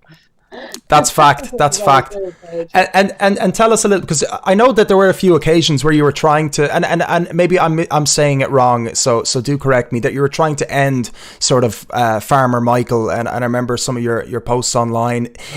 Why? Maybe this question isn't a good one, but why do you feel it difficult to let Farmer Michael go, and what's holding you back from letting you go? Is there doubts, or how are you feeling? I suppose I enjoy doing them. You know what I mean? As long as you enjoy doing them, and people enjoy watching them, and people get a buzz out of them. But I did want to kind of end it at one stage, but that's because the page was gone, and personal relationship issues, and so like I felt like I didn't want to do it anymore. I felt like, you know, one of the duos gone, and my page has just been taken down. What the fuck is the point anymore? You know what I mean? I didn't see the point in continuing. But then, like, you know, as usual, fans message and you get all these well wishes, and you kind of go like, fuck it, I'm going to do it. I'm going to keep doing it, and come what may. And like for the last few months, I know I haven't been like as regularly posting videos as I should be, but I'm kind of, you know, waiting to get full control back over my page again, so it won't be restricted, so we can get the videos out to the bigger audience. So I kind of concentrating now at the moment just with my next song as well, so I'm kind of working on that at the moment and coming up with ideas for videos and stuff like that, because I like to come up with the ideas for the videos myself, because I'd never leave it in someone else's hands. I'm too much of a control freak, and I always envision what the video will be like and what it should be like. And if you can get a videographer that will match a half of that, then you're doing well, you know. So Yeah, I get the whole controlling part. I do have those types of traits myself. What happens is, they're your babies. Like. Yeah. You do end up being really busy, unfortunately, and sometimes it can be difficult to finish. But I find it sometimes difficult to finish some projects, or they take a little bit longer. I put them on the side for a little bit because there's just no time, and sometimes the focus isn't there too, right? You know you can do it, but for some reason in that time and moment, it's just the stuff's not aligned. What are you thinking? And we'll get to the music as well, because I really do want to talk a little bit about your music. I don't want to keep you guys too long on this Saturday evening, but I'm just curious about like your plans for. I know it's very difficult because we're not having events and things like that, and I'd love to hear Roxy say a little bit about, because I'm just thinking, are you gonna, once things open up, are you gonna be performing? Because I know you've done some fantastic big tours in front of thousands of people. Roxy, are you ready to tackle on that once that happens? What's your thoughts on that? Yeah, I totally would be. Yeah, I've been on stage a good few times in my past year and doing different things with dances and stuff like that. So I would. Yeah, you're well versed. To it, to be honest. Yeah, I said it's such a different buzz, obviously in front of a crowd that are laughing at what you're, like, not at, but laughing with you, right? Some energy. A bit of both. Yeah. Because half of the Michael thing is to laugh at a man when, you know, that's the whole, I suppose, birth of the character, you know, to laugh at him because he's such an Amadon, you know what I mean? He is, like, you know, he's an idiot, but he's a lovable idiot at the same time. Yeah, you can laugh at what he says because you're allowed, because he's so backward with his ideas. Yeah. No, I am. I'm looking forward to that way of it as well, to see what way that goes on stage as well. The whole laughing part. Yeah. I'd say it's you're gonna absolutely love it. And do you have like much? Do you give much input to Stevo's creativity with regard to skits and stuff like that? How much does Stevo let you get involved with that sort of process? I'm not going to say one word. I'm sitting in the corner and doing I'm only joking, Jesus. No, I'm always he's always open to ideas, really. I throw the odd one out here and there. Well, see where it goes. Yeah, the stereotypical Farmer Michael ones with the camera on me, I kind of take over for them. Oh, they're your babies all together. And then with the other ones, we kind of have twos and fro's, and then we've done it. We've messed around with a lot of different stuff in the last few months. Yeah. And, like, some has hit, some has missed, but it's all about the, you know, just keep going to see what works. Yeah, and freshening stuff and trying different things, and that's, you know, that's the way it is. Yeah. Yes, everybody's just so used to just seeing you giving off about absolutely everything. They're not used to any other kind of content, so it's just literally testing the water. Yeah, you do another character and they go like, Michael is right, and you're like, no, you know, it's like, no, I'm playing another character. Like, my name is, you know, Mark in it, but they'll still say Michael's good at playing Mark. And you're like, right, yeah. Well, I suppose like Hardy Books had that same issue, right? You know, you call your man's name is Eddie Durkin or whatever, and or the Viper. You know that I don't even, and Salmon, for example. You know, bless him. I ran into him and I just called him Salmon, and I was like, I'm sorry, man. I don't mean to call you by your character. I just don't have it in my head. Yeah, it's just the way it is, and I guess you do get sort of boxed in, isn't it? And there is that downfall. There's madness there. Like some friends, longtime friends of yours, will come up and be like, "Well, Mike, what's the story?" Yeah. So that's even weird. Like, oh, that is a bit strange. People that I would have went to school with and stuff and known from years around in Westside, like, and I mightn't have seen them in a while, but they'll call me Michael, like, or Mike, or Mike the farmer, or Farmer Mike, Father Michael. You know, it's just like. And then I'll go like, they'll have to, I look at them and they go, Stevo, sorry, I did it again. Well, I mean, like you have such an amazing like reach, you know, you have reached so many people with Farmer Michael, and it's so, I don't know what scary. It is. It's scary, and it for like some reason, someone mightn't even know my name, or someone might know the character name, but you show them a screenshot of the fella screaming in the car, and they go, I've seen it. I've never watched it, but it's come up my timeline, or it's come up on my YouTube, or it's like, it's scary how many people have probably seen my face in some form of weird, like, you know, thumbnail screen mid pose, you know what I mean? So sure, yeah. What's we were somewhere a couple of months ago, and we got out of the car, and someone was like, Hi, Farmer Michael. Hi, Mary Bridget. We're like, oh gosh. Oh Remember yeah, that? yeah. That was What- my first kind of. What were you like? Were you ever like on holidays somewhere and someone abroad would have seen you? Like, did you ever get that? Have you gotten that Well, yet? The only place we really went on holiday was touring in the UK, which is like in Liverpool, it's 20 times more. You're recognized 20 times more over there than you are ever here. That's interesting. Why is that? Is that just people are more like they just watch you more over there, or I how think, does that? the biggest fan base would be from kind of the UK now, which is kind of I think extraordinary. the British generally just love the Irish humour anyway. Yeah, especially Liverpudlians. Yeah. Yeah. I mean, look at all the Irish shows and everything. Everybody goes cracked over in England for them. Like Father Tate. You know, they just love the Irish humour. Yeah. And like we were doing well with the tours as is with like, say, Irish people living in the UK. But then I suppose when we started doing the Everton videos and the whole Willie Rooney thing and all that kind of that brought us into a new crowd altogether of like native, English people. So that kind of, and that led to set out shows in Liverpool, Manchester, Birmingham, Nottingham, where else? Sheffield, Glasgow, London, multiple shows. It was just scary. Like we've done, we went to a place called, I don't even know where it's called. We never heard of it in our lives. It was like 30 miles outside Liverpool or something, some village we never heard of. And it's a 420-seater stadium. And we filled it. And we were like, what the hell? Just the population as well. And, you go to little towns that would be little towns over there, but the size of Galway, you know what I mean? So it's just population wise, it's an immense kind of place to visit.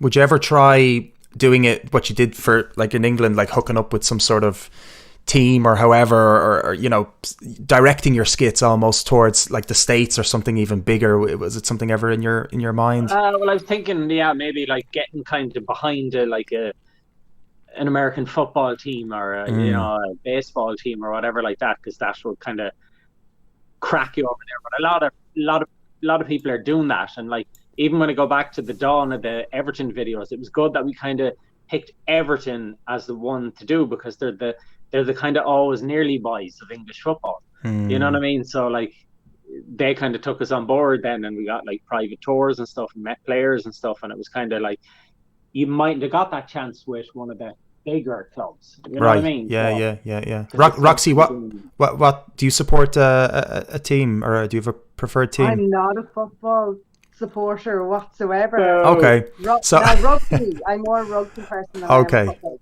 Well, that's good. It'll be Everton. It'd have to be Everton, right? So there's no conflict of interest there. That's why I asked that. So that's good to know. So you could indulge in some of those things that they're offering you. What's like? This is just a really random question. Like, what's the most random person that kind of reached out to you? Like, obviously we were speaking about your face being recognized a lot. Like, did someone ever message you that's like very famous or something, and just like say? And you were just like, why is he messaging me, he or she? Freddie Flintoff, Dawn French, Gary Lineker, Tyson Fury. I remember that actually. I remember famous, like Irish Olympians that would have won medals in the Sonia O'Sullivan and people like that you would have grew up like idolizing and always known about. And then you're getting Paul McGrath. Paul McGrath was a big one. That I got ones from like Tyson Fury and everything, and that was kind of cool. But when I got the Paul McGrath one, I went to show my dad. That's brilliant. Like, no, that's the big one for me. You know what I mean? Being a early '80s baby, you know what I mean? That was like, and growing up always watching football in the house. Paul McGrath, Italian '90, is just immense. Yeah, that's amazing, man. Yeah, I like it's. Like I don't know how you manage your inbox. Do you know what I mean? Like, and the fact that you write back to me, whatever, within a minute. I'm not giving any of you guys listening in ideas to be messaging them and bothering them now, but no, I really appreciate the fact that you're able to write back and you're able to reach out, and you always write back to people as well, and the comments. You do make the effort. Sometimes, like some days, obviously you might be in the mood or whatever. Or, you might get a nasty message and that puts you off. writing back to other people then for a while, but I generally try my best. If I don't, I always say to someone like, yeah, I'd love to do it, but make sure you remind me, like the day before and maybe an hour before, just to keep pushing me, because like I do get a lot of messages, and like I have a shit memory as it is. So, sometimes like this even went out of my head before that it was today, until I seen the story that I reshared. I was thinking like, oh shit, I forgot I should share that story so Stevo remembers. And I was like, that's why I messaged you then. What time? Brilliant. Because I thought it was 6 and we wanted to get food because we were out all day, and I didn't know until around 6. Yeah, until because I reminded myself in the morning about the story reshare, but I forgot to tell Roxy that it was on. So I was like, we have to do an interview on the show. God, no, I really do appreciate you making the time. That it's really awesome. When's your late show interview? When is that happening? It'll be either the 5th or the 12th. I'm not sure yet. Brilliant. Are you doing a performance on it as well? Are you doing something or? No, it'll be just in relation to, I suppose, my life. I suppose, and that kind of aspect of my crash and stuff like that, my disability and stuff. So it'll be more serious. You can't really throw in too many gags when it's such a serious topic, So try and keep it nice and decent with a bit of not controversy, but obviously I'll talk about mental health in Ireland and do home truths and things like that. So fair play to you.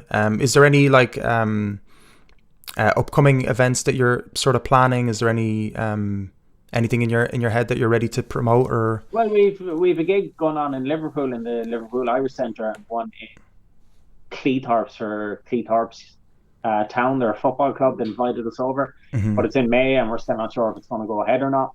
Yeah, it's really hard to plan, I guess. Yeah, people are apprehensive and they're not. I've had loads of people message me like going, I'd love to get tickets, but I'm just not, so people are worried, people are afraid, they're not kind of ready and willing to buy tickets yet. You can't really blame them either. Oh no, of course. Yeah. And we don't know is it even going to happen, so hopefully, but we'll go back to the drawing board again if we have to. Are you thinking about doing have you considered the live streaming? Have you done live streaming before? Have you done any performance? We do live streams, so you'd never do comedy on it. It just really doesn't work. It doesn't work, doesn't it? You can't get feedback from the people. You don't even timing is off. Are they laughing now? Do I give this 3 seconds? When do I cut in? It's a good point. Yeah. It's impossible. You can't do comedy. Shooting into the air. You don't know what's going to happen. So it's better often not to do it. I get you. Yeah. I guess a lot of comedy is the response, really, isn't it? Well, the delivery, of course, but then the response as well in turn, where you building from take it. If that doesn't work and that bombs, then you go, well, you can tell you wrote that joke, blah blah blah. So you have comebacks, but you don't know what the audience are doing, so you don't know when to use those comebacks or the little sleight of hand bits. So. What's and I'll let you go really shortly, I promise. In 2 minutes, before I let you go, I wanted to know about what is the level that you are at, whatever, wherever it is or whatever you call it, in comedy and in the content that you're creating. Is there a sort of community in that realm where you speak to people on that sort of comedic level? Like, for example, with musicians, you would have that, where because you'd be supporting each other at different events and stuff like that. So there is that kind of natural community that builds within itself. Does that exist in sort of that comedy, in that world that you live in, Stevo? No, I didn't think so. No. Is it a really lonely sort of place with regard to relating to? Yeah, you're kind of on your own because everyone's trying to keep up with everyone else, and it's very competitive. Like in stand-up comedy circles, it's kind of the same, but you'd know each other a bit more. But in what we do, it's kind of not, and people seem to, I suppose, give me a wide berth because they still see what I do as controversial, which I don't at all. But people seem to, and we have this thing in Ireland as well, still to this day, that you keep away from controversial things because we're 100 years back in advertising terms. Controversy sells. If I want to sell an object, I'm getting Farmer Michael to pull the piss out of that product. I get people coming to me going, no, you can't do that now, to do an ad or whatever, and they'll say, no, can you just say that it's really good? And you're like, well, it's who's going to watch that? If Mike is going, this is the best product ever. we're way behind. Like, we're in the Stone Age when it comes to basic marketing and basic outrage marketing and stuff. We're in the Stone Age, like, really are. Like, we're back in 1920s America, like, you know. Wow. So it's sad to see, but that's why I'm going to start getting into my own stuff and selling my own products and doing my own clothes and doing my own stuff. So if the advertisers aren't coming to me to do it, why the hell should I be after them or trying to market their products? Yeah. I will market my own and then I make double. Yeah. You know what I mean? So you just, the entrepreneur comes out in you and you just go, well, fuck them. Let's do my own thing. I've always done it. Everyone said, like, in the beginning, Farm Michael won't be understood. The voice is too thick. Then they said it won't travel outside Galway. Then it said it won't reach Dublin. Then it said it never go out. It's a distinctly Irish thing. Won't work, you know, blah, blah, blah. So it was always never going to work. But it did, and it did, and it did, and it does, and it did.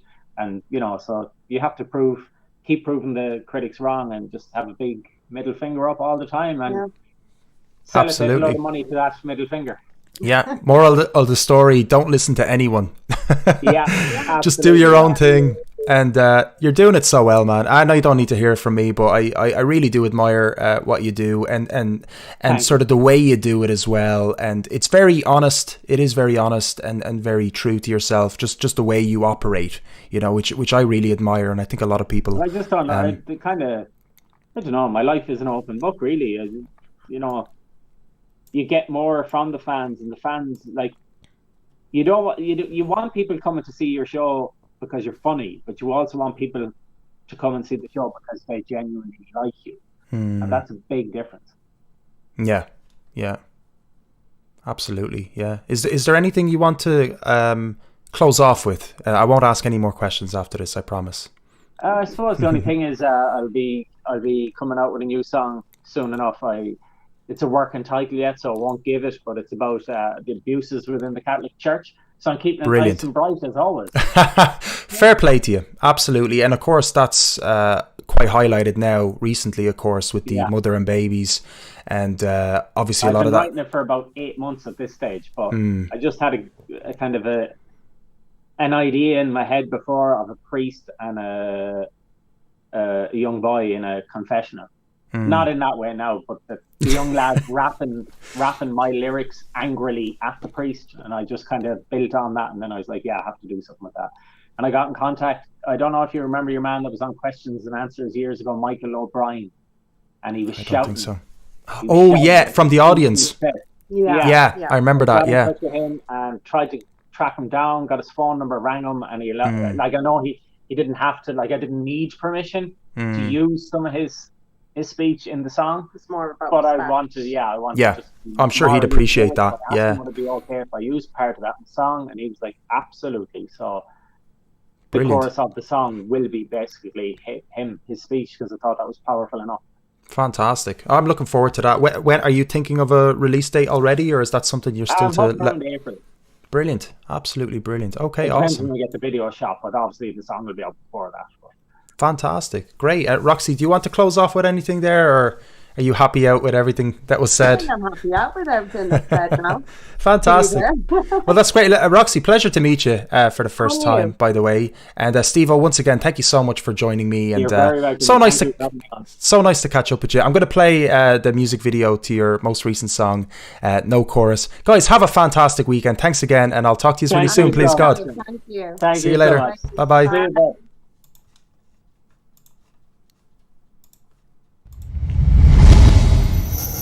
All right, guys. So that was the fantastic Sir Stevo, Timothy, and Roxy. Thanks so much for tuning in and staying tuned in there, guys. I hope you have enjoyed the show today. I know we had a couple of technical glitches earlier, but hey, that's just the way it goes sometimes, and you just gotta keep going. So I haven't looked at the chat, it feels like, in forever. So let me know how you guys are keeping. If you enjoyed that segment, I thought that was great, chatting with Stevo again, and it was nice to chat to Roxy and hear her perspective. It's such an awesome world that they live in. It sounds great. Obviously, you know, it has its own issues and things like that, you know, as you might have heard from there. But so wonderful, really is, and he's so extremely humble to come on. So I'm going to play his most recent release, and it comes with a music video, of course, that he did all himself. As you heard there, he likes to do a lot of his own work himself. So here we are with Sir Stevo with No Chorus. Enjoy.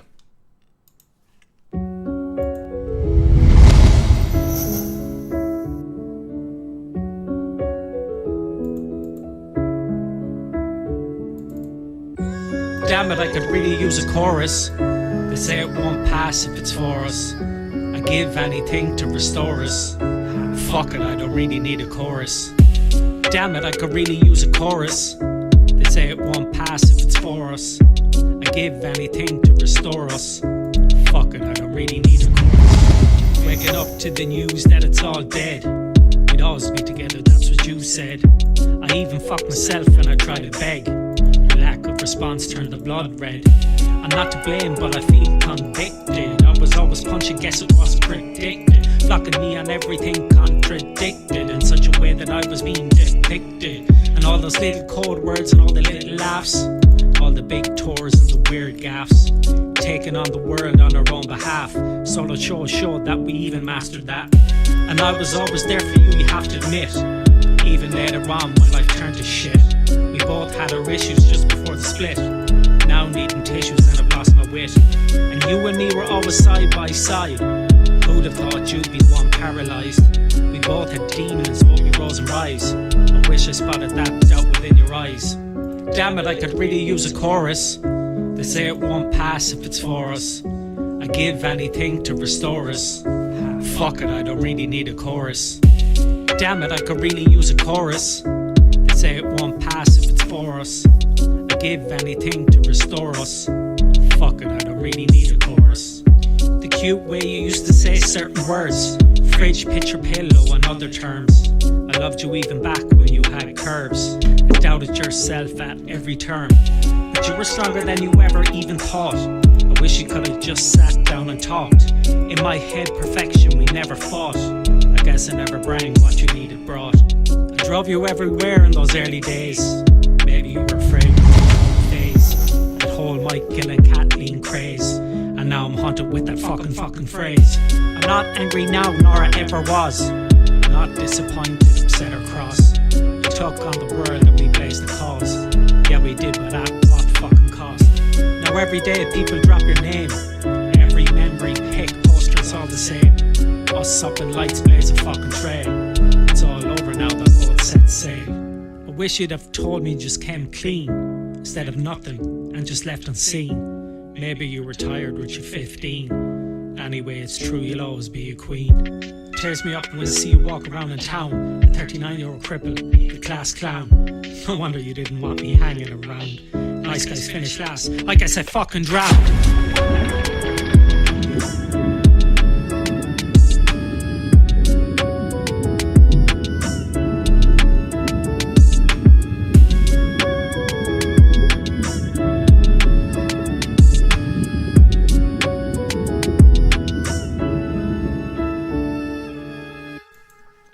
Okay, that was No Chorus by Sir Stevo. Do check out the music video there, guys. I know it didn't come up on screen.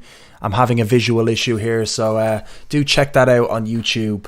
And do subscribe to Stevo on his YouTube page. Yeah, it's great. He started using YouTube a lot more now, so yeah, definitely recommend you check that out. Okay, guys, so it looks like we've come to the end of our show. Once again, thanks for staying tuned in. I'm just looking at the comments there. The Tennessee Titans, Lindsay. Yeah, I should say that to Steve-O there. Maybe he will. He'll get on board with that venture. You know, why not? And Viking Promotions, Rebecca is saying the comedy to a screen is so very difficult. Yeah, I guess so. I didn't really think about it like that, but yeah, it's very different to live music. I guess you've got, you know, just a one-way sort of system, but with comedy, I mean, you do need to get that response pretty much after the punchline, right? So it's a bit of a different, interesting thing. Yeah, didn't really think about it. So there you go. I just checking through my notes to see if anything else might have been omitted for today. It looks like we've covered absolutely everything, guys. And yeah, let me know if you've enjoyed the show in the comments. Do hit a like on the video as well, guys. And don't forget to subscribe if you hadn't already. We're here every Saturday at 6 p.m. and we're interviewing always very interesting people, musicians, comedians, influencers, and between all that as well, we're doing a lot of new music as well. We're playing new music that comes into us, and we also have our Max Factor next week is back, and your local 32, which is going to be yourselves. We're going to look at that page, so do join the deMartian group page there, and join in on the conversation. You know, make a decision, help us make a decision on what county we pick next week. So yeah, it's all about being part, you know, this sort of greater community. So get involved with anything that if you've anything else to sort of what you'd like to contribute to the show or anything, do let us know. We do play little bits of local business advertising as well. So if you do have a small business and you want us to advertise you on the show, you're more than welcome to. And yeah, we do little bits of skits as well. So if you're into doing skits or any of that, as you saw earlier on, do let me know, and I will play them for you on the show. Simple as.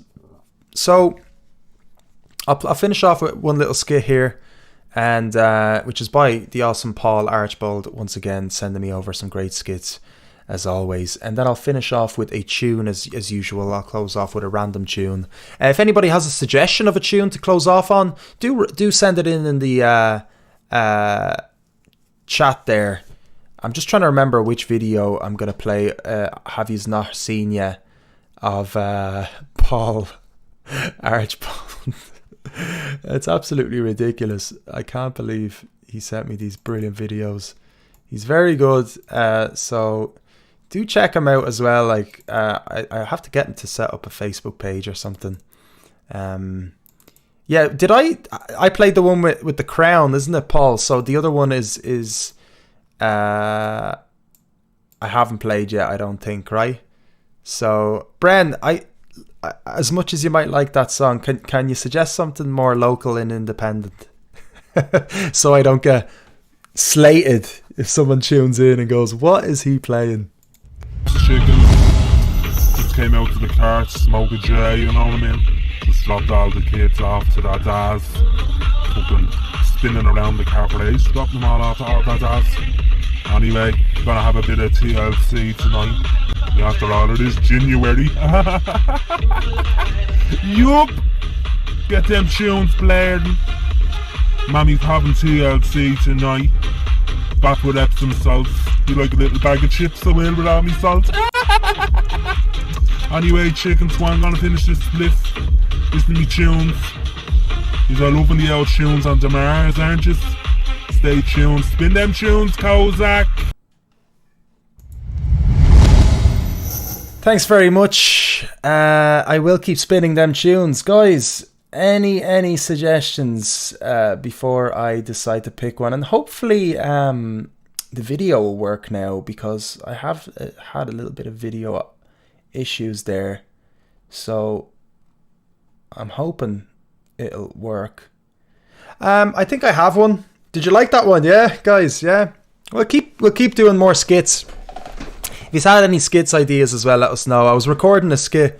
Do you know what? The last one, Paul, I actually didn't get a chance to do anything with that one. So I'll play it for you next week. Okay? I promise. So I'm going to play... do you know what I'm going to do? I'm going to play a song by a band. Right? And hopefully I'm going to see if it works. Okay, they're called Nick's Moon, right? They're called Nick's Moon, and they're actually absolutely fantastic. They played the Pyromania sessions a while ago in Sinead that I was hosting, and yeah, I hope this video works. Let me just triple check that it does. Paul, look, we'll play it next week. I have the patience of a ostrich. I'm sure we don't want to blow all the load, you know, in one day. That would be a shame, you know. So I don't know what that Streamlabs 3x combo is, by the way. If anybody's familiar with that stuff, do let me know. I do have to kind of get into the technical. I do need a reconfigure, a rejigger of my own knowledge of what I'm really doing here, because clearly I've forgotten how to do this stuff. Last week was quite seamless, but tonight, I guess, just a little bit of extra pressure knocked me off my game with that new debut show. And yeah, just not being able to get Griffo sound working was a little bit of a distraughtness, but that's all grand. I can't seem to get the video going. Let's see if I try it again there, because it's quite a good one. Maybe I'll do a screen capture. Cheers, Paul. And I appreciate you staying tuned in. And to all of you as well, to Bren, Lindsay, KOBARA, dude, thank you. Thanks for staying tuned in, guys. Really means a lot, you know. I was very excited to be doing these shows back again, you know. It's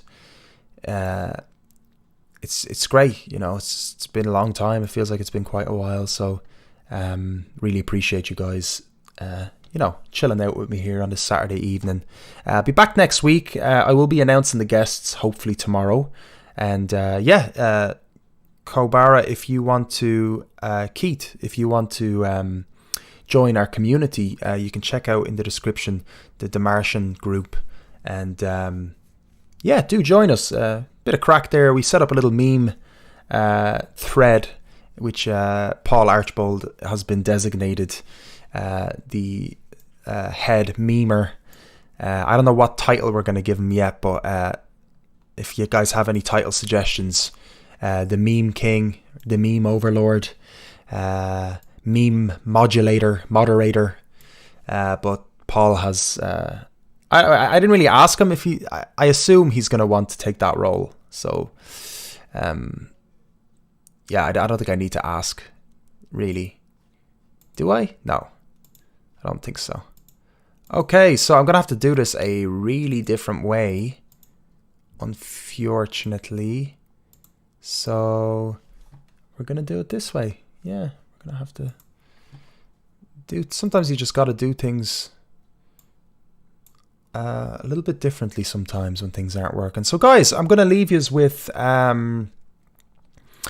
Nick's Moon. And this is back from Whelan's One to Watch back in 2017. So do enjoy it. I haven't actually heard this one, so I hope it's decent quality. It looks decent enough. The band is very, very decent. So Nick's Moon, do check them out, guys. Thanks again for tuning in. I'm Kozak. And yeah, have a great rest of your weekend, guys. I'll see you next Saturday.